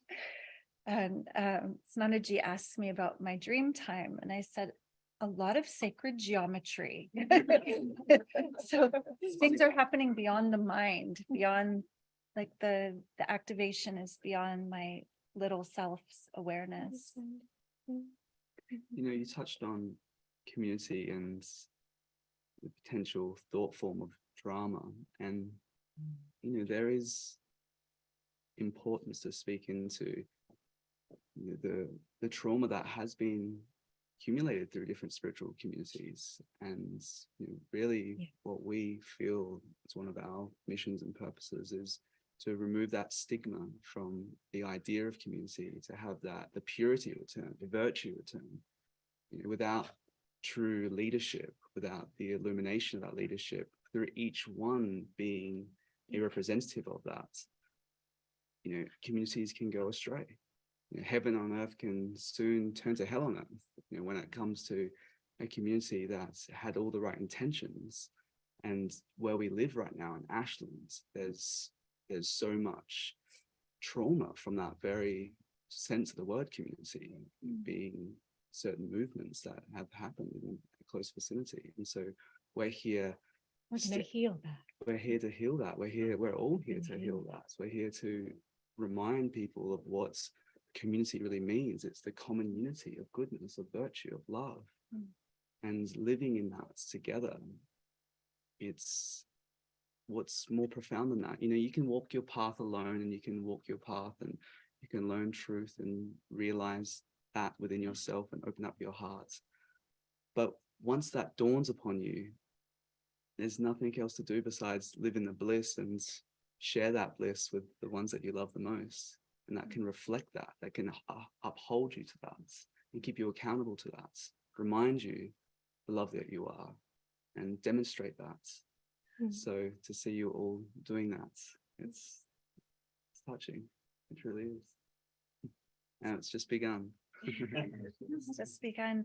I know we had a precious opportunity to be with you on the earth, under the trees, and that was profound. And you spoke about this particular land and why you've come here.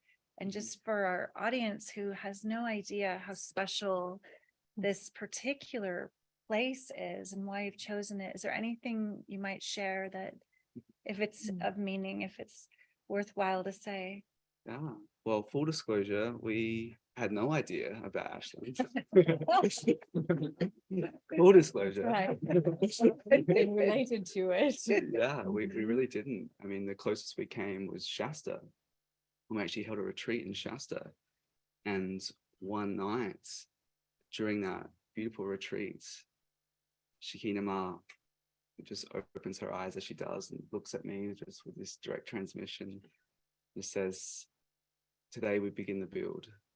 And within what that meant was that today marks the day that we are going to manifest and build our community in a physical sense of the term. And it literally happened within a moon cycle.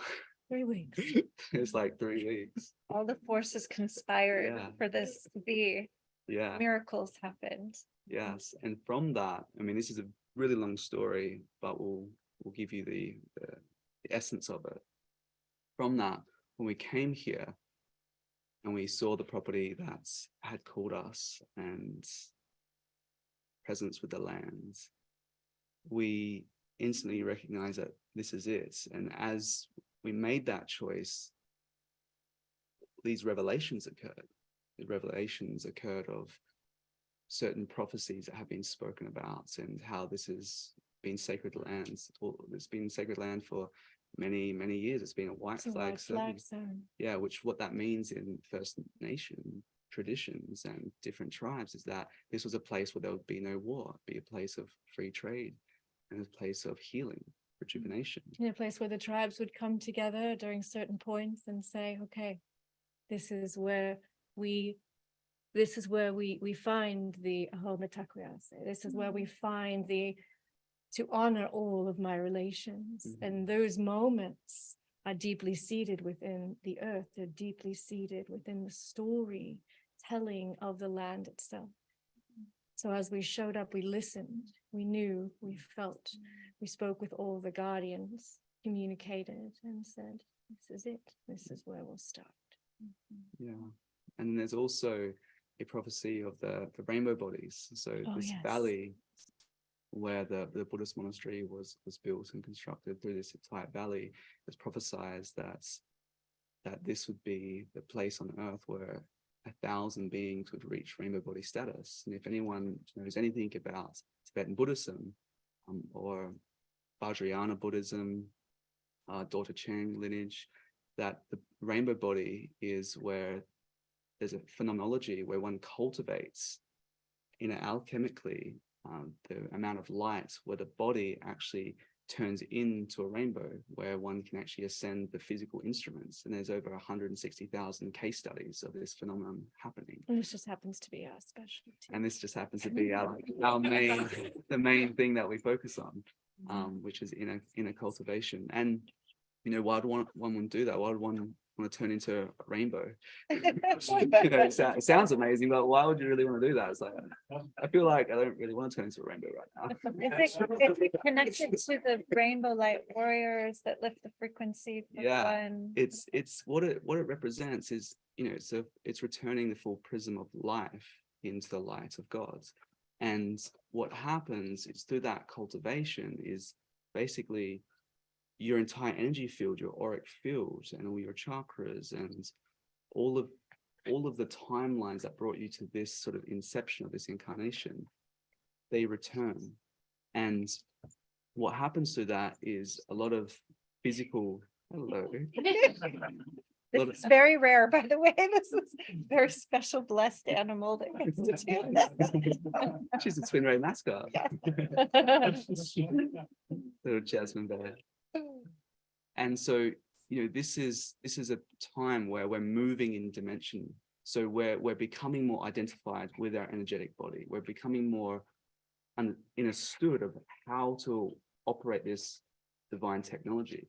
And as you cultivate, you start transforming the heart and the mind to unify as one. And so then you become aware of the one true unbreaking reality that's always been there. You illuminate to that truth, you become illuminated by that truth as love.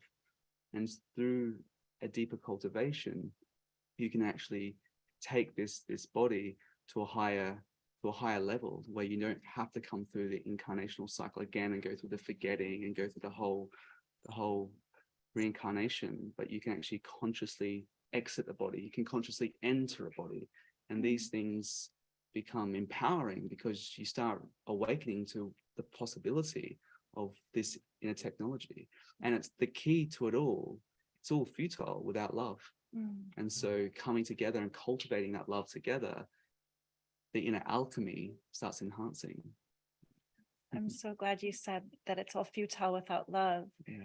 I've had people ask me, how do I open my third eye? And my heart would instantly say, don't worry about that. Just open your heart. And that third eye won't stay open if the heart isn't open anyway. So even if you do open your third eye for just a moment, you can catch a glimpse. It's like, we call it the trampoline effect. Jump on the trampoline and you go up and you can see over the cliffs or over whatever you're looking at, but then you come back down again. This is where the wisdom lies. This is where the intangible presence of divinity can only be felt when one opens the fullness of their heart and realizes that their heart is compassionate enough, loving enough, good enough, and pure enough to be able to be received and to transmit that love to everyone. And it's not about how they give that love back to you, because it's not about who they think they are. It's about who you are, and it's about who you see them to be, which is the purity, which is the diamond, even if they can't recognize that they are in fact it. Thank you for that so much. This feels like the core of when I've heard of what is Christ consciousness. That seeing is the eyes of the heart that you're referring to. That feels like the exact tone of that. When you beam me like this, my heart. You're gonna do it to me on camera.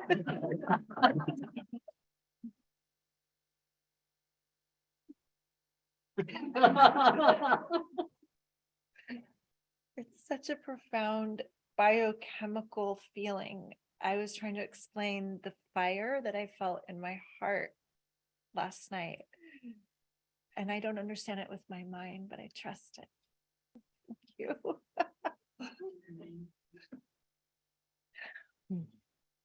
Yes, the Christ fire is the fire that does not burn, but it transforms you from the inside out. And Christ consciousness, this is the second coming right now. It's like where there's this massive wave of the awakening of unity consciousness, where one can actually return to that inner knowing of the purity of the heart, the virtue of the heart. And this is that time, this is that prophecy being fulfilled. And this is the prophecy being fulfilled. Yeah. We are Humanity, the true humanity. It's about returning back to the purity of the hearts, where it's not about becoming someone better or someone greater. It's about becoming what you already are, is that love, that pure, indescribable love, really. And it's a love that breaks down all the barriers around your heart. It dissolves all the barriers within your mind, dissolves the mind. The mind becomes futile. The mind retreats into the sacred center of the heart. And that's the love that every single being on this planet is searching for, is looking for. And they fill the empty void of the external world with distractions because they haven't been able to taste that nectar. And to come together in satsang, to sing to the heart. This is the greatest gift that we could ever receive, is to spend time with each one of you. Yes. Could we have a Maggie song? Could we do music on Saturday? Yes, let's do it. Yeah, Maggie, come on. Beloved Maggie, please come We would love and Maggie's song. sing your sweetheart. Their hush will fit. There is room for everyone. We will. Sweetheart. Aw. It's truly an honor to play for everyone and with you two here. And I am not sure what song to sing. Sing the one that calls to your heart. Right? That's, you don't need to look at him.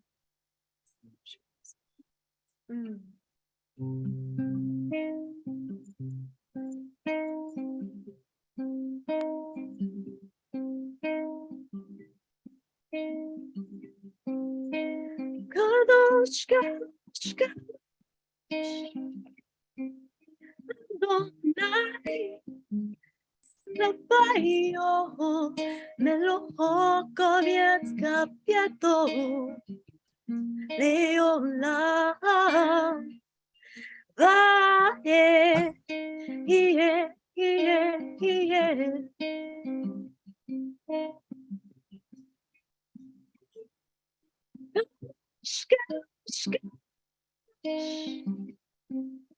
Adonai, Sabaoth, Melech Kavod Kapiato, Leolam, Vahe,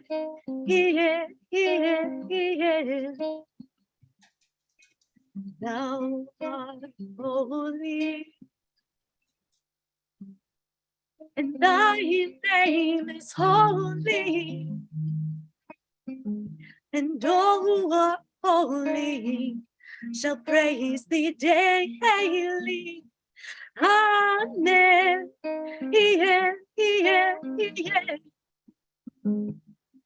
Most holy.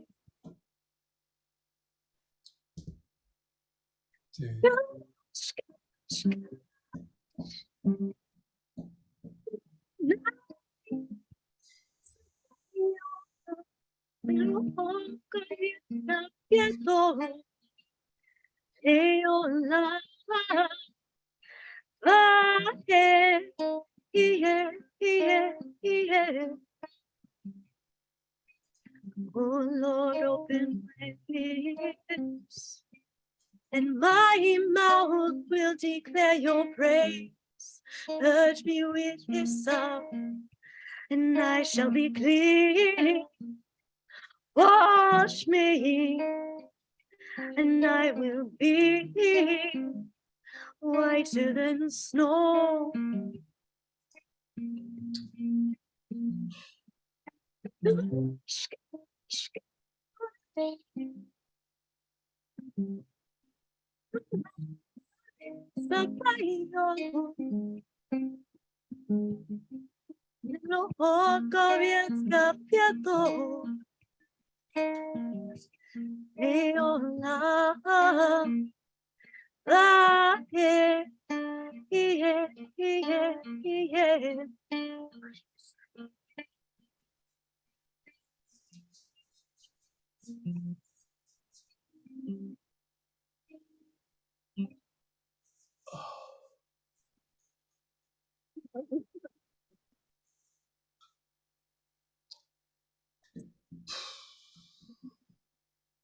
We got to really enjoy you, but the audience couldn't hear because the original sound was turned off. So would you do one more?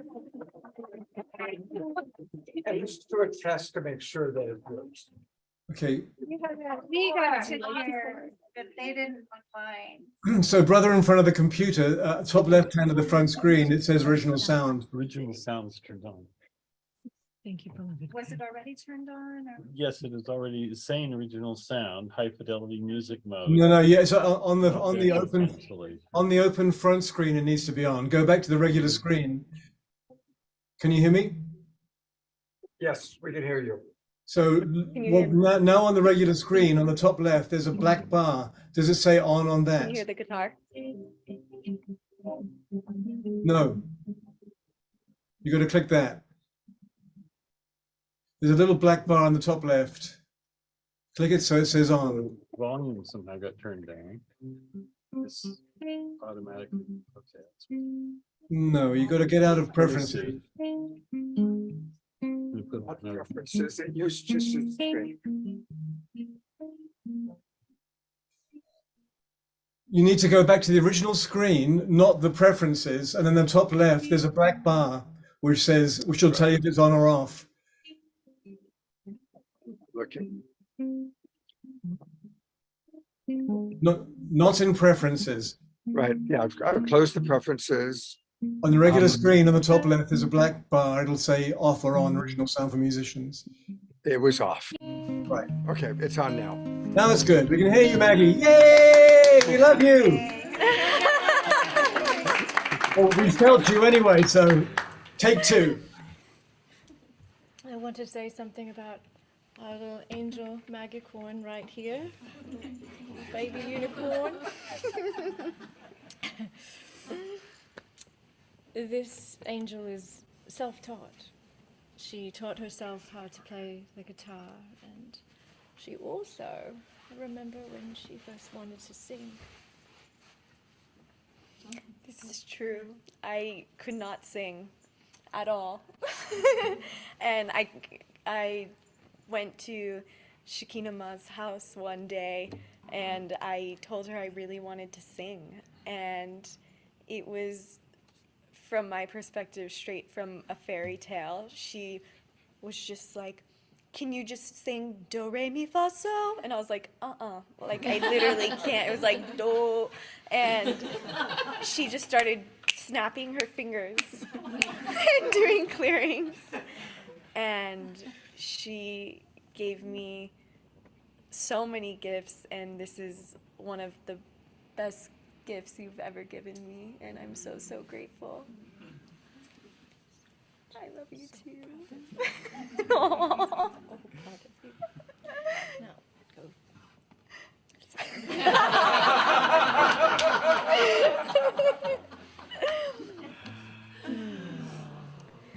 So we'll do a song that we all know, Shri Ma, Jai Ma, Holy Ma, to the Divine Mother. And this is a song written by someone in Utah. I don't know their name, and we changed it a little bit. Just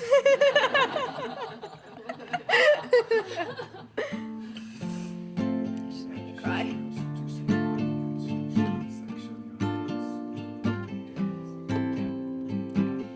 Shri Ma, Jai Ma, Holy Ma.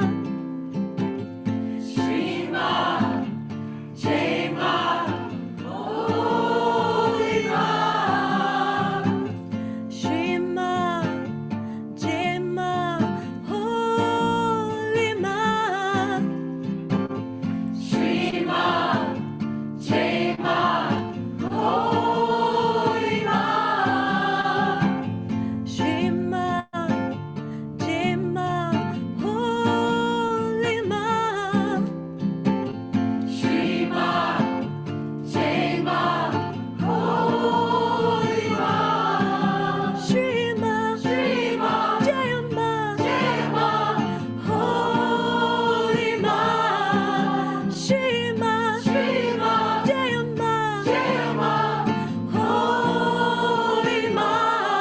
Jai Ma, Holy Ma. Shri Ma, Jai Ma, Holy Ma.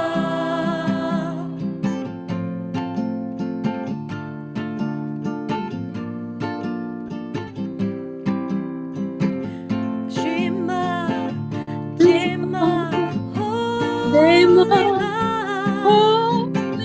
Shri Ma, Jai Ma, Holy Ma. Shri Ma, Jai Ma, Holy Ma. Shri Ma, Jai Ma,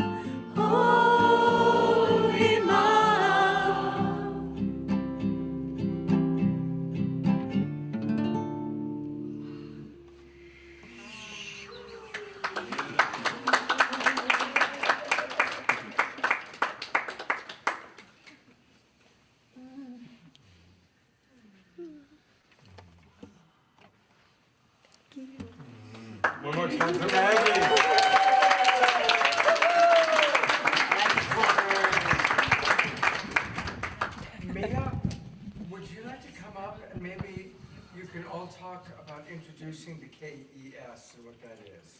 Okay.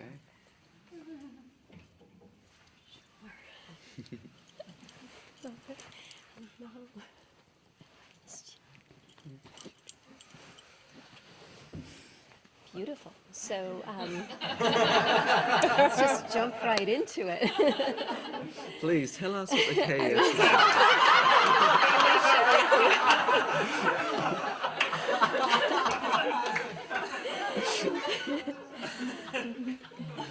I shall. I think you've introduced it more times than we have. I think You're so. going to do an excellent job. I think so. Thank you. You know, this saved my life. Truly, truly. You know, I was living such a shallow life, like many people, very unawakened, in and out of consciousness all of my life. And through this beautiful, harmonious, forced awakening, my beautiful empathic abilities opened up to a point where it was really difficult to navigate life until I met both of you. And I think I cried with Mother Shekinah every time I saw her, every single time. And then they brought this beautiful Christic energy system back from the future. And it was like a remembrance for me, actually. It just became so innate.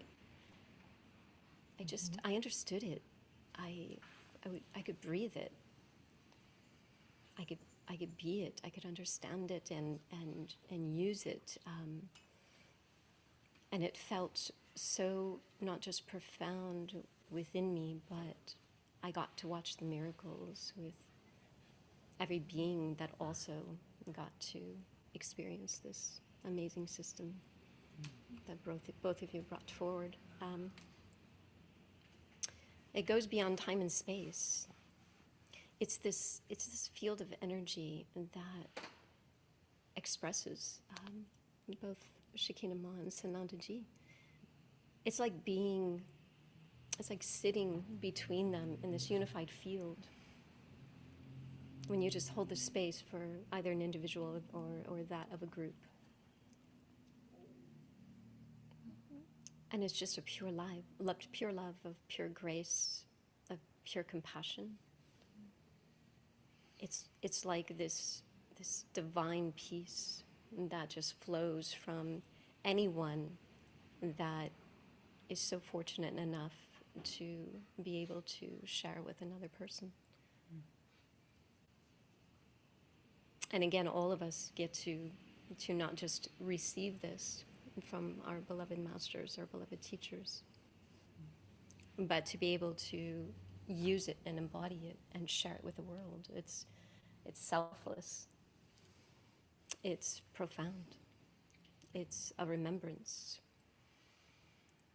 It's a sharing and a receiving at the same time. And not only Christic energy, this Christic energy system, but also biodivinity, as we have been so blessed to receive as well. This, after my empathic abilities opened up and were very difficult to contain, my emotions, I didn't know if any of them were my emotions or another person's emotions. And I know many of the viewers are empaths. And it can be a very difficult life emotionally. Okay. And when you have systems such as this, as when you have teachings, when you get to practice and master, you come into this stillness. And I keep saying it's the unified field. It's within that stillness point where there's no you, there is no another. It's just this one space, this beyond time. It's within the spirit of all that is connected, and magic and miracles happen. And you can feel the overlighting, you can feel the love coming through, you can feel the healing, you can feel the grace. and you can feel the heat. You can definitely feel the purification, but without it, where would we be? I think everyone in this room has experienced it. Where would we be?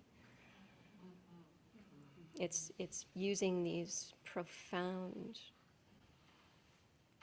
programs or systems that allow us to unravel, as my beloved brother DJ said, taking off those masks, unraveling to the most vulnerable part of yourself, to the most authentic expression of yourself.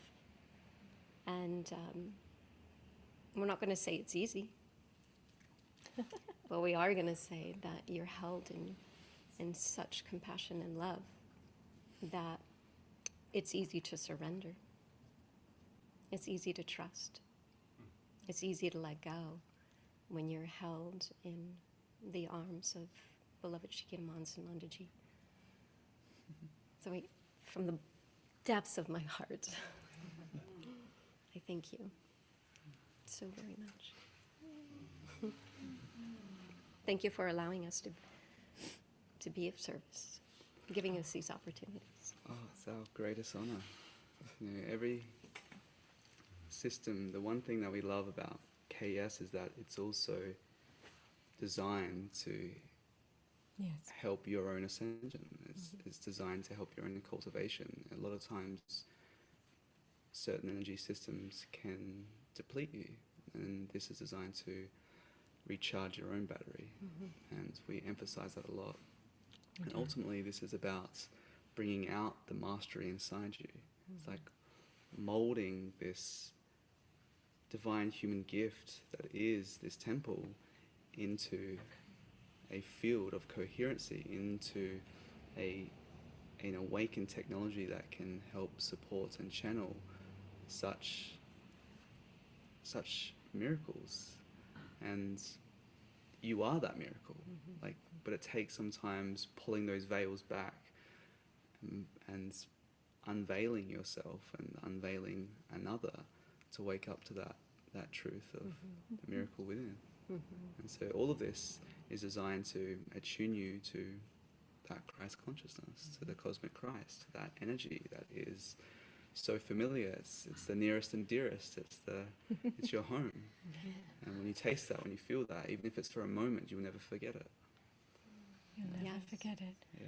And its intention is to consistently connect you with your higher self, with your greater intelligence, so that you're never depleted. You are always raised, you are always uplifted, you are always upheld through the healing work, through working with all of the people in the group or the one-on-one session. There's an instant reciprocity that comes back that then uplifts everyone.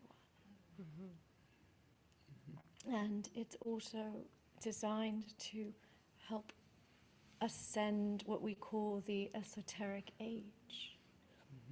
Would you want to explain that? Essentially, there's an age of the soul. So as your soul develops and matures, just as you have a biological age, you also have a spiritual age. And so through higher coherence, higher cultivation, a higher light quotient, it's not so much to save your soul, it's to grow your soul. And as you grow your soul, as you grow the light of it, the ultimate aim is to return the soul as a drop of water back to the ocean of spirit and return back to that. And so through the age, it's basically a sort of a metric of also how old a planet is and the systems that govern the planet, how the systems that govern our solar system, our universe. And our soul is also a reflection of that. And so as you go through that ascending spiral, then you increase that age, and what that represents is a higher coherence of light. And when you have mastery of this equipment, when you know, many people don't even know where their liver is, or don't even know where their adrenals are, or don't even know where their pancreas is. But when you understand, actually, each one of your organs is actually connected to a different aspect of the universe, and your body is a fractal expression of the universe, and your soul descends into this plane of existence, and the whole design of this is to ascend out of this to have full mastery and freedom. You can, through biomimicry, you can mimic those processes, those universal processes, to cultivate that within the physical body. And as you do that, the benefits, the phenomenology that happens, you start secreting new hormones, you start secreting new biochemistry. yeah, and you start up-regulating your DNA. And when your DNA starts unlocking itself, all these gifts that are laying dormant within your hearts and the heart of your soul start opening up. And you start being freed from the very causal conditioning and the programming that has been controlling your script of life. You start becoming more of a creator of the life that you were truly born to live. And so all of this is to help become what you truly are by removing or unlearning all that you truly are not.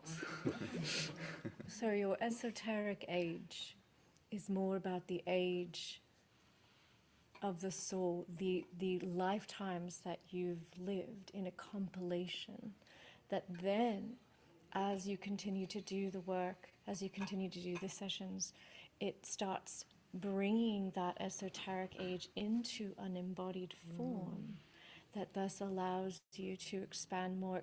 We talk about the light body, we talk about the rainbow body, and that's what it's helping you to do. That's why the embodiment of the soul is one thing, but when you start to pull in the ages and the experiences, then you start to have your gifts come online. Then you start to be able to experience what everybody's really here for. And we have made promises at the depths and core of our being to do all we can to bring everybody with ears to hear and eyes to see and a heart to feel to that space again, to return home, truly return back home and remember who you are, truly.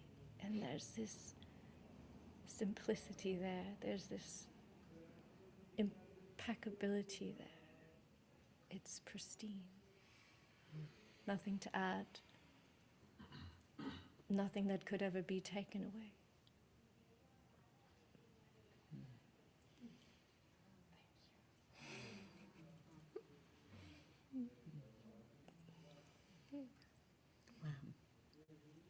When you're in this cultivation of what we keep speaking about as a light body, when you cultivate that, when you understand that, and when you learn the sacred science and teachings of that, that affords you the benefits for the mind to be completely stable and still. It's like you reprogram the mind so it's no longer taking you down these paths that are pulling you away from that present moment.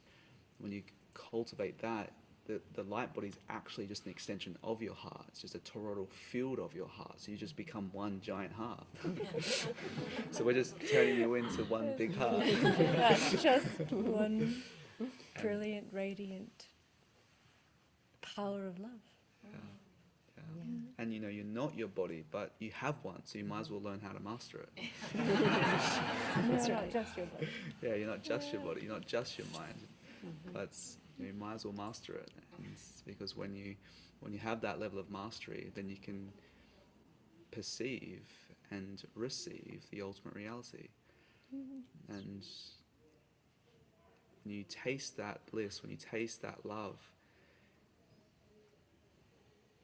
you never want to. There's nothing else. You never want to waste your energy or focus on anything else, because you know that the only reason that you came here to play this whole game of life was to win the game of love. That is impeccable. I will share as well that with all of your courses and all of your programs and all of your wisdom teachings and satsangs, how they all like begin to weave together. They are one, but You know, they can be in their own essence in and of themselves, but then they weave together. And I've done hundreds and hundreds of healings, and I've noted that. And now I'm in the astrology class. I've been in that, and I've noticed that it doesn't matter who that I hold space for in a healing chamber around the world, that it comes, there's patternings that happen based on those astrological alignments. And so when you have the broad spectrum of your wisdom that we're all afforded, that everyone can do, then you begin to see in like a bird's eye view, begin to see all of the patterning. You begin to be able to assist people, help people to align to those beautiful beings that are here for all of us, and know when you can really have the most magic and the most miracle. And so it's really interesting to see how those patterns of the collective wound come up during some of those astrological alignments, with whether it's an individual or a group. Yeah, it's all connected. I'm reminded of when beloved Mia first came to us. Where you've come from and who you are now. Yes, and my heart was closed. Your heart was closed. I was living in that 3D. No. And I remember I went like this to your heart, and I was just like, it just is waiting to blossom open, and your heart is now pouring open. Poured open. Pouring open. Yes. Thank you. To feel both of your hearts and your love is the world to me. I know the world to us. We can't do it without you. We won't do it without you.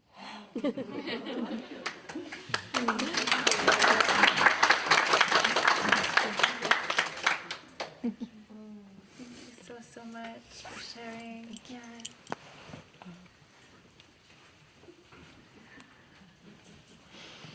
I feel so fortunate to get to sit here again with you. And yeah, I'm aware that our audience online is having a little bit of a trouble hearing. So just to project a little bit louder, because there's so many beloveds that are just hanging on, what are they really saying? It's so beautiful. So, It's such we'll a joy to project. be with you all. Yeah. The camera's there and I'm looking down. But we can see you here. So, Scott, I'm wondering if there's any questions from the audience, from the awakening world, anything after feeling the joy, the love of this community, anything that you would love to hear from the TwinRay on this evening. Well, the last 15 comments have been, can we hear louder? Besides louder, if there's anything in your hearts for these beloveds, it's such a rare and precious opportunity to hear their wisdom. And, I asked Sanandaji last night for my own heart and for my community how to anchor more of this love, this light. And you said something so simple yet so profound. And I'm wondering if you would share again what, yeah. And Mark is making a suggestion. Move the directional mic towards Shekinah Ma. It's right in front of her. It's right there. Yeah, just want to mention, thank you all the beloveds that are online, being so patient with us, even with the sound sort of coming in and out. Honestly, for us, we just want to hear from everybody else besides us. we want to hear from our beautiful community, and that's what's so touching for us, and we want to hear from each one of you. Each one of you have a song to sing in your hearts and a story to tell. What we shared simply with beloved Eden last evening was that one of the key teachings in our sort of community mantra, one of our favorite teachings. It's simple. It doesn't mean it's easy, but it's simple. There's a big difference between easy and simple. It changes the polarity. Can everyone hear me? Yes. Nod. Better? Nod. Better? Yes. Yeah. Okay. Yay. Yes. Okay. Good. So the whole thing with, there's two paths of spirituality.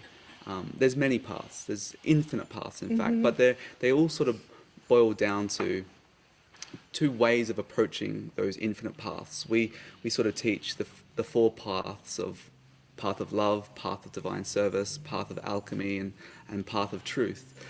But there's two ways to approach that, and one way is sort of negation. So that's the sort of more the teachings from the East, which is that neti, like not this, not that, not this, not that. So that's this negation to what is the self, what is the divine.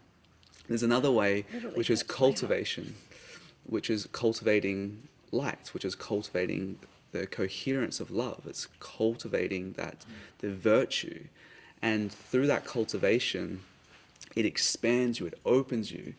And one of the key ways to apply that teaching is to think with your heart and feel with your mind. It's like, oh yeah, okay. Well, hang on. How do we do that? How do you think with your heart, and how do you feel with your minds? It's sort of one of those. You first have to trust your heart. Yeah, you do, and it's a bit That's of a. the first step. Yeah, and it's a bit of a paradox because you try to work it out with your mind straight away. You try to okay, how am I going to do this exactly? And you sort of enter into it with trying to think your way through it. With your mind. So the easiest way to feel with your minds is actually not to negate thoughts, but to think loving thoughts. To remember the love that you have for others, or anyone that inspires that love, or that nature inspires that, or a memory or a moment that sort of inspires that. And that has the power to tap you into your heart. And when you change your field of reference, like you look out through your eyes and you feel like the eye is sort of behind your eyes, somewhere in the skull, and you sort of think of this sense of eye behind here somewhere. Well, when you drop your frame of reference down from your head into your heart, your frame of reference becomes more unified and spherical. You become this more sphere of your fields because you tap into your heart's toroidal field. And so it's no longer polarized between the left and right hemisphere. It's more unified. But when you do that, sometimes there's a lot of pain that comes up. Sometimes you don't trust your heart because of maybe being heartbroken, or maybe not being taught what love really is, and thinking love is some romantic exchange of, okay, well, if I give this, I'll get this. And there's been a lot of wounding. That's not love, that's transaction. Yeah, but many don't realize what that transactional love is. So teaching yourself how to love again is really the first step. And when you do that, then thinking with the heart becomes automatic. And the mind and heart aren't separate.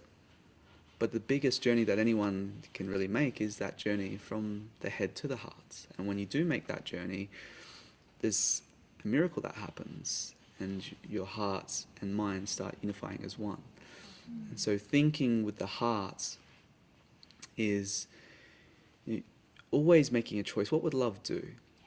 What would love do in this moment, really? And when you do that, really, you don't just go, okay, what will love do? But I'm going to do this anyway. But you actually, okay, what will love do? And I follow through with that inspired action. Then there's this confirmation that arises. And sometimes it takes a little bit of work. It takes a little bit of reminding yourself, how do I stay in this state of like love and bliss and all this magic that everyone's talking about and this community is expressing, but how do I stay there? Well, when you become so familiar with your heart, you become so authentic with your heart, so transparent with your heart, so vulnerable with your heart, maybe to the point that it brings you to your hands and knees. Oh, it will. Maybe to the point where your whole life crumbles around you, and you just really take it all away if it brings me away from love.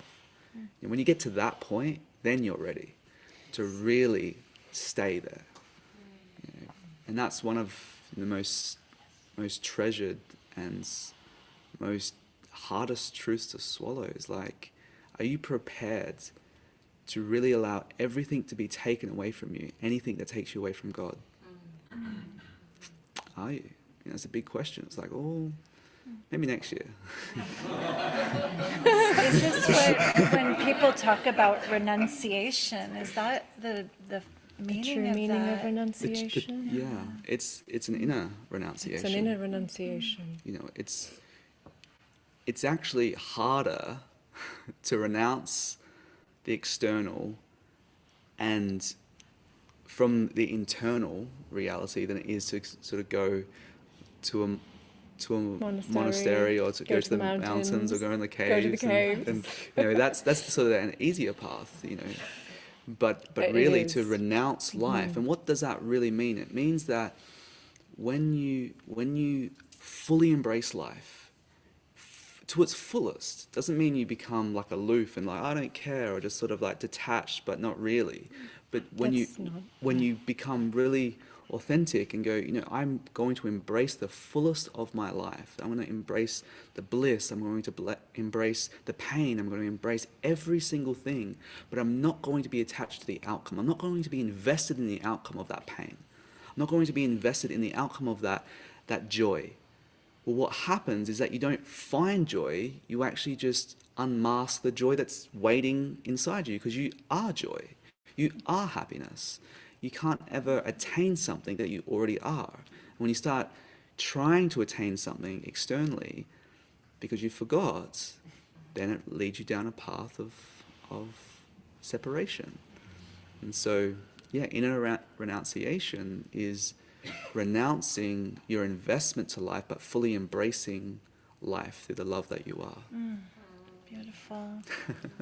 This reminds me of when we speak of thinking with your heart and feeling with your mind. This reminds me of the masculine and the feminine. Can everyone hear me? Yes? Good, thank you. This reminds me of the masculine and the feminine, because the job of the masculine is to surrender to the feminine. Completely. Completely. And the job of the feminine, and this is where the greatest wounds have been, is to trust the masculine.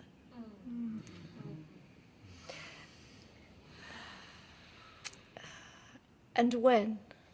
And so if we start to see the heart just for now as feminine and the mind just for now as masculine, we start to understand that when there is that surrender, when there is that trust, they combine into this grand coherence, into something that removes even the patterns of thought. It removes the lower mind altogether, so that you are in fact transmitting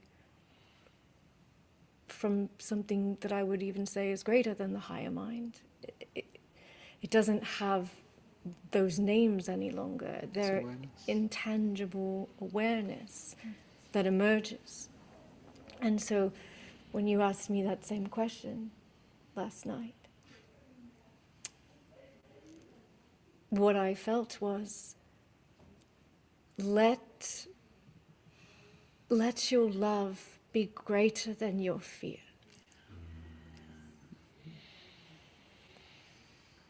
No matter what. And the trick to do that is to love your fear.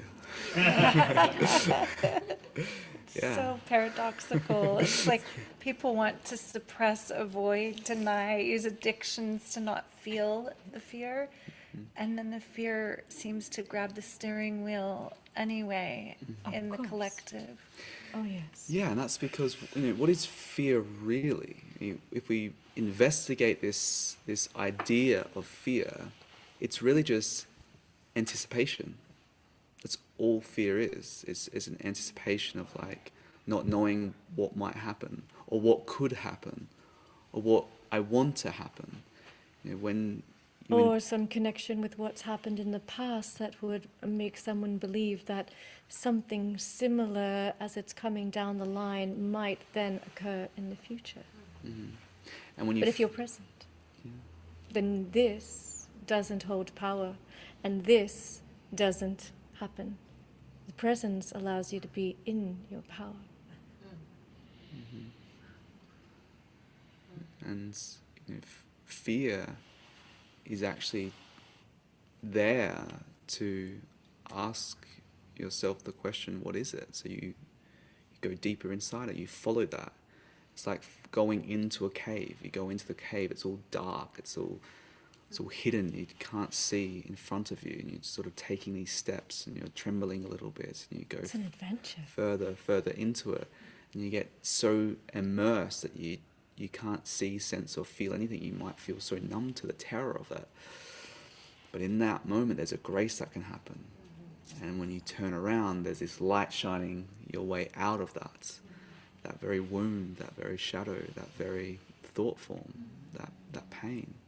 And there's this light that was waiting to be seen.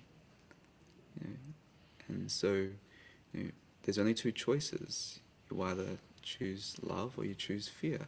But when you choose love, it doesn't mean fear won't happen. It means that you choose to embrace that fear with love, to be fearless. So to be a pillar of love is to be fearless. But you have to go into it. And that is what courage is. Courage does not mean that you do not fear. It means that you fear and you walk into it anyway. Yeah. And so when you have a community of light, you have a community of support, you have friends and family that are pillars, and they love you for who you truly are, not what you do for them or what you've given them or what you say about them or all these sort of transactions in a worldly sense. When you have a family that loves you for who you truly are, beyond what the eyes can see, and can recognize you in the hearts, then when you go deep into those shadows, you dive into those shadows, you have more courage to remember that nothing can truly hurt you. And then, as you go deeper and deeper and further into it, you find that love is all that remains and all that ever did, and you die at the foot of God. You give it all. You give it all.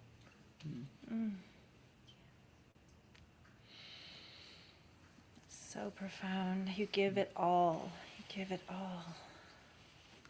And the truth is, you're going to have to anyway. You're going to have to anyway. So you either do it in a place of absolute surrender, absolute trust, and coming into contact with something that is been waiting for you all along. You'll always choose love eventually. Yeah. There is no other choice. In truth, yes, of course. Here, there's the choice. There's different choices. You think you have love and fear. choices. But eventually, everyone and everything will choose love. We're all going that way. Yeah. So for our audience and those who are catching this all over different platforms, when there's so much collective fear right now, there's so much apparent division and chaos in the world, and some of them are not fortunate enough to be able to sit in your presence, but I can feel we're on the cusp of something. What hope can you give them today? And everything you've been saying already is that, and just because of the intensity of the time we're in, if there's anything else you would transmit for these beloveds? Well, of course, it's intense and chaotic when one's inner reality is screaming, to remember, is screaming to find something that someone can rely on, something that you can find some stability with. You know, when the whole world is shaking and changing because we're in a new age, you know, of course everyone is seemingly, you know, unstable. But that instability is because the world is being rebirthed.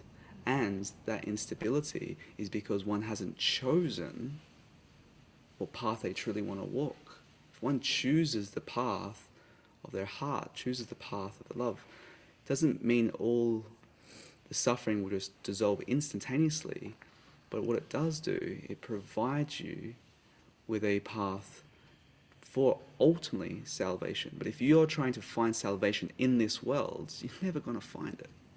So everyone that's trying to find salvation in this world from something external from them is going to be left into the demise of the world. And if you're following the culture of the world when it's a soul-sick culture, because many people have forgotten the purity and virtue of the true human beingness, it needs to be chaotic so it can dismantle.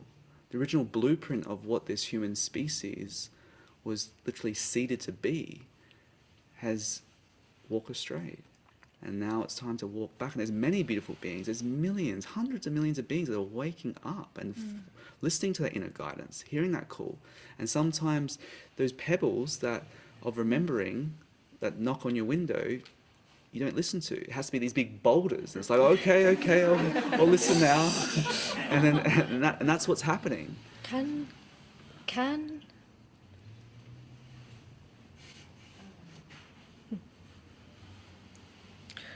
What would it be like if everybody who seems to think or feel that they know what might be, what is happening, trusted in a greater intelligence, in an intelligence that has never been absent, in an intelligence that has given the power for the children to create realities because God allows and the children create. And what would it be like if all of these people surrendered fully, sheathed their weapons, and started to focus inside of themselves to grow that light within them to the point that that light could shine so brightly that it would illuminate the depths of the darkness that has been brought for eons of time, recognizing that the divine plan cannot fail, is infallible, even if the small human mind and brain that only uses this much percentage of itself can understand it, perceive it, or process it. Recognizing that there is something so much greater at play here, and giving yourself fully to that grand design.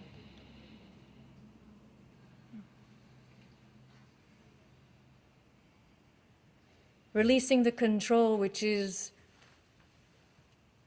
the particle self, if we're going to use science and quantum physics, versus the wave, which is all that is possible and all can happen. Recognizing its quantum experience as everything transcends itself and time quickens, and the particles of the earth are quickening, and the particles of the human and the atoms are quickening and moving faster. When things quicken, everything must come to the surface, anything that's been hidden, buried, or covered up. Trust that you cannot necessarily see beyond that right now, and reach higher. Imagine greater. And the more people that can do this collectively together at certain points, at certain times, can in fact shift the entire collective reality. And we are here to do just that.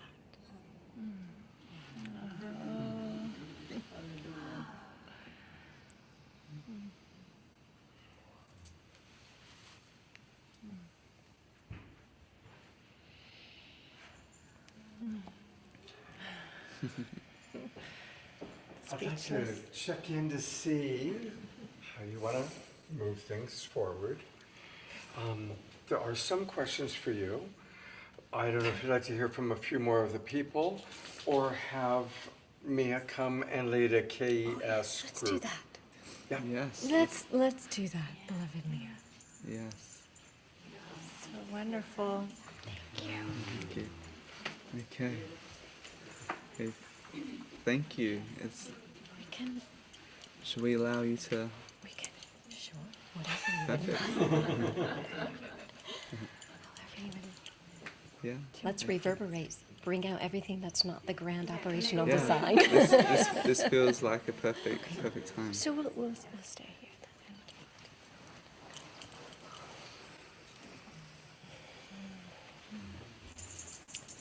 Beloved Charles, do you think you could dim the lights a little? Can we dim the lights at all for the program, Scott? Where are they? I got. So let's just take a breath, and again, everyone that's with us, it's our deep joy to spend time with each one of you through this transmission. Let's just breathe into this moment, share a collective breath, allow beloved Mia to guide us this next part of the journey.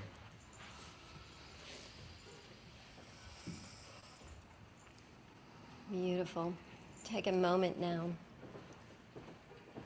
as you're just breathing into this breath that was given to you in this lifetime, that's been this breath in all of your lifetime. Feel it in the depths of your heart.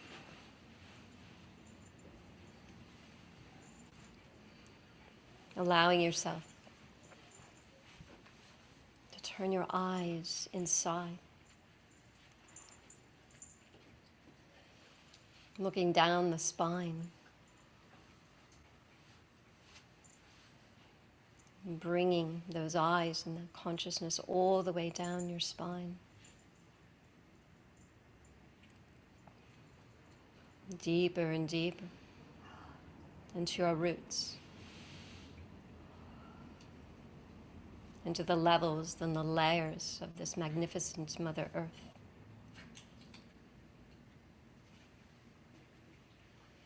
Deeper into the core of the earth.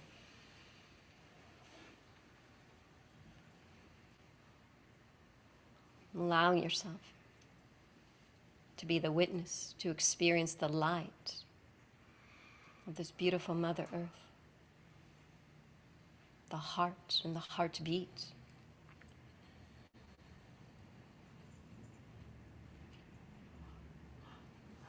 Just being absorbed in this beautiful light.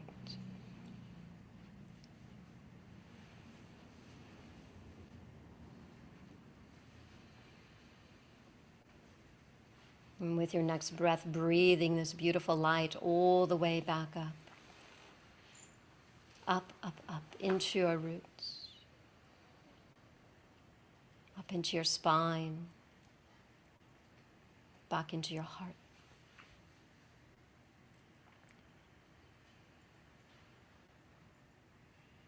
And take a moment to feel that little spark within your heart.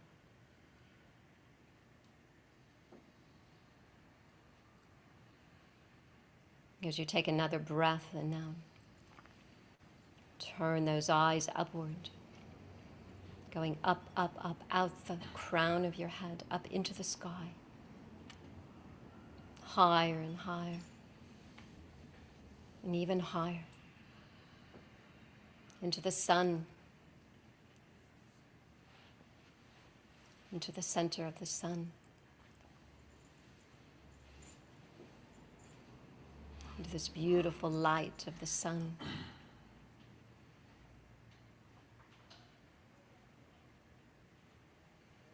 being absorbed, receiving all of the nutrients, the neutrinos from this beautiful sun. And in your next breath, bring this all the way back down. Back down into the crown of your head, back down into your heart. As this light of the sun and the light of the beautiful earth begin to merge and blend together. Dancing and weaving, lighting the spark.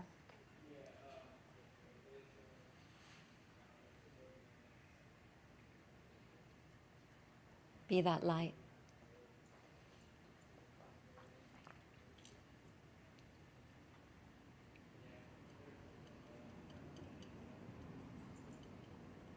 Begin now to expand out that light.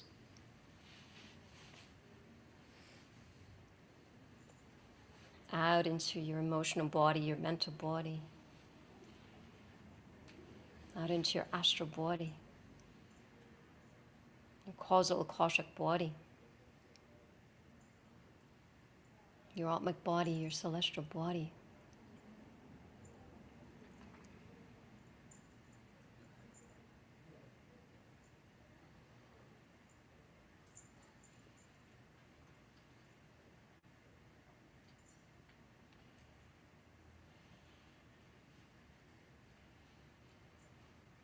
Allow yourself to just be in this space.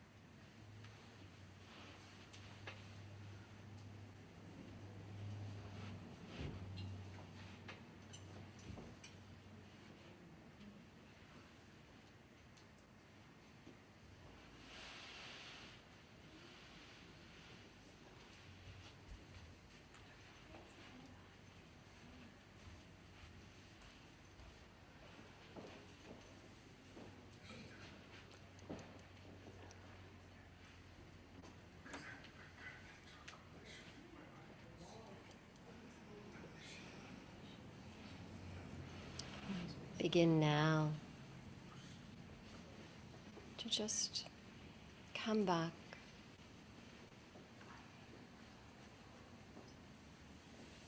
Just taking some breaths, deep breaths. Bringing everything back into these bodies.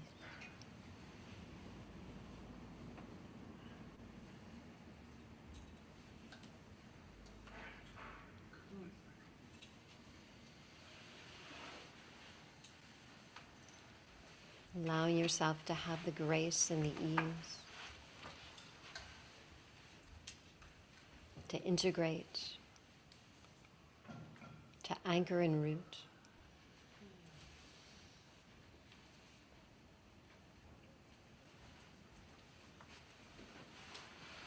Breathing one more time. And being back into the here and the now. As we thank each and every one of you. And we thank this beautiful overlighting by Shekinah and Sanandaji. And the heavenly realms and the inner earth beings, all who serve the golden age and are here in support of the common good of all sentient life. We thank you and we honor you. Now it is done, so it is. Amen.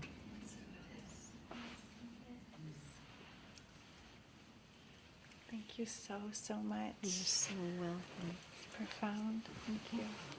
So welcome. Thank you. This has been Thank you for the opportunity to serve. It's been such a sacred night, and to share this community with the awakening world and all the beings that will find this is really special. Yeah, Thank you. Thank you for what you and Scott have done as well. We're so honored.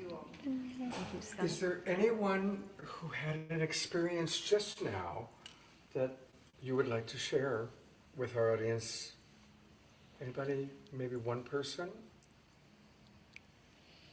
They're used to this, but yeah, come. Would you like to come up? Here. Here. You can come. Oops.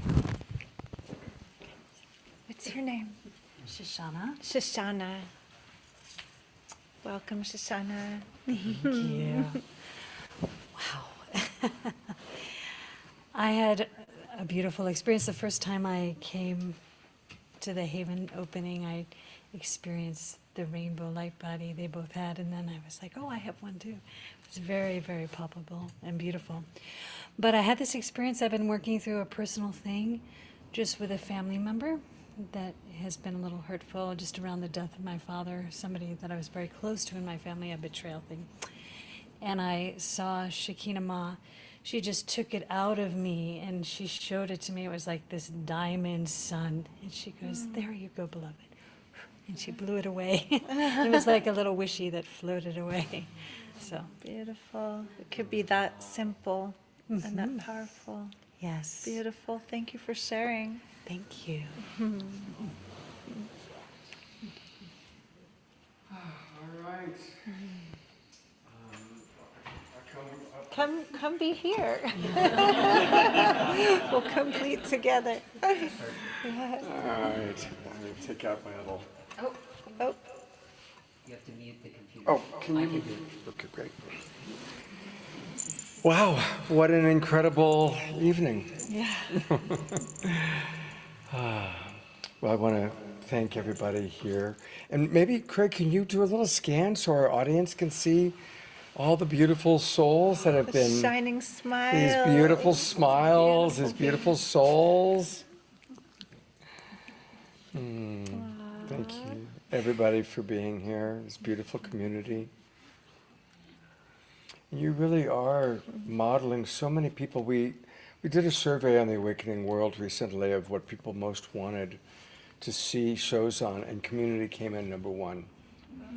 So many people are really looking, we used to be looking for our soulmate, and now we're looking for our tribe. We're looking for our community, right? Soul tribe. Yeah. For our soul tribe. Exactly. And so you really are modeling it, and that's why really a couple of months ago, I said to Sanandaji, we should do a show all about the community, and that's how this evolved. So thank you for being who you all are and for modeling what community can be. And I have a feeling we're going to have some people moving to Ashland and possibly a puppy here. Including you. Exactly. And for our Awakening World audience, thank you very much for being with us. We will conclude with an Omashar song. So Omashar, you've got the power as co-host. Go ahead and put the spotlight on yourself, bro, and take it away with the closing song. Yeah, there he is. Oh, he's muted. Oh no, we're muted.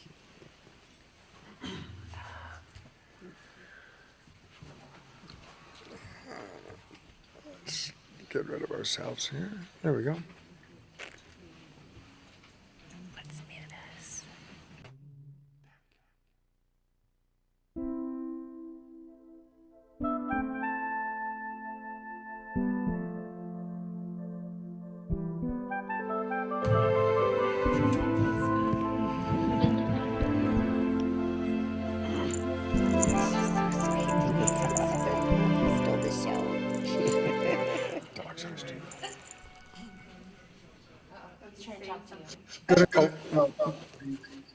What's going on, Omashar?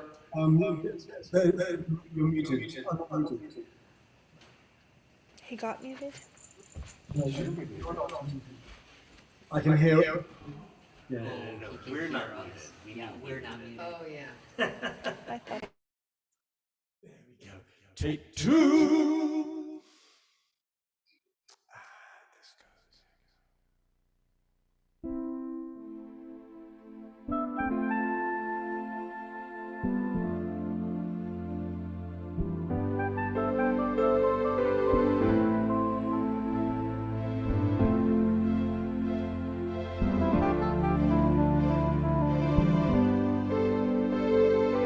Love is all there is. So put your hand in mine. Keep open your heart. We are love divine. Love is all.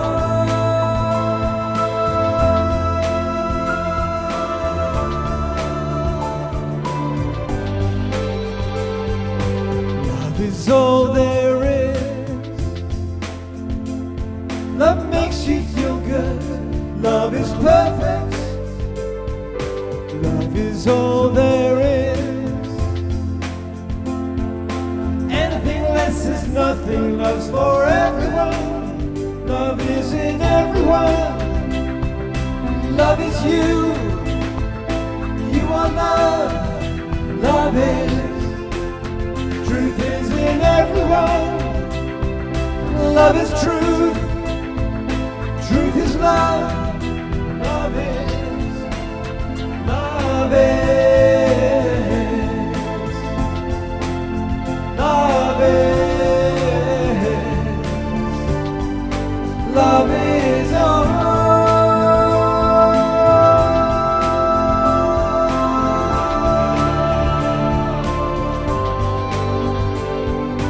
Love is not a dream. Love's all there is. Love's what we live for. And this love lives in you. Touching you, guiding you. Love is in everyone. Love is you. You are love. Love is. Truth is in everyone. Love is truth. Truth is love. Love is. Love is. Love is. Love is.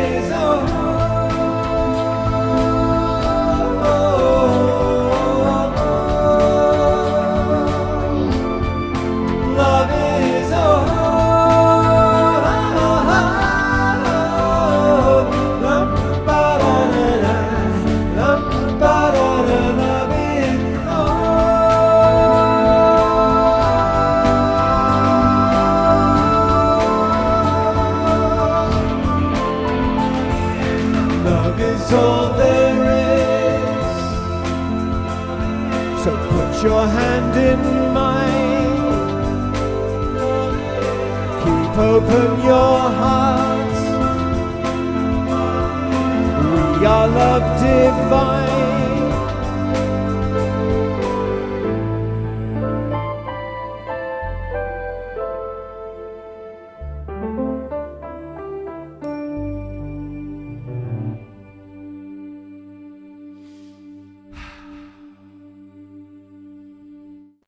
We are love. How wonderful to combine our online Awakening World audience with our live audience here at the Haven. What an absolutely beautiful experience. We are so blessed. I'm so blessed. And thank you, beloveds, beloved TwinRay and beloved community there. I am touched inside and out. Thank you. Absolutely. Thank you, Omashar. And a reminder to join. Oh, here, hang on. Let me go back to the, there we go. Do it. There they are. Beautiful people. Wow. You're beautiful. You're radiant. Thank you. And thank you, Eden. Eden, you are awesome. And Maggie, your voice is glorious. And so say all of us. And thank you to everyone from Europe who woke up at 3 a.m. Right? That's the end. We love you. All right. Well, thank you, beautiful, beautiful TwinRay community. Thank you, Awakening World audience. And remember, tomorrow morning, we have another show. Join us for our Sacred Sunday show. We Again have with Eden. amazing authors that we're going to be meeting with. Omashar is going to play music tomorrow morning, 10 o'clock Pacific time.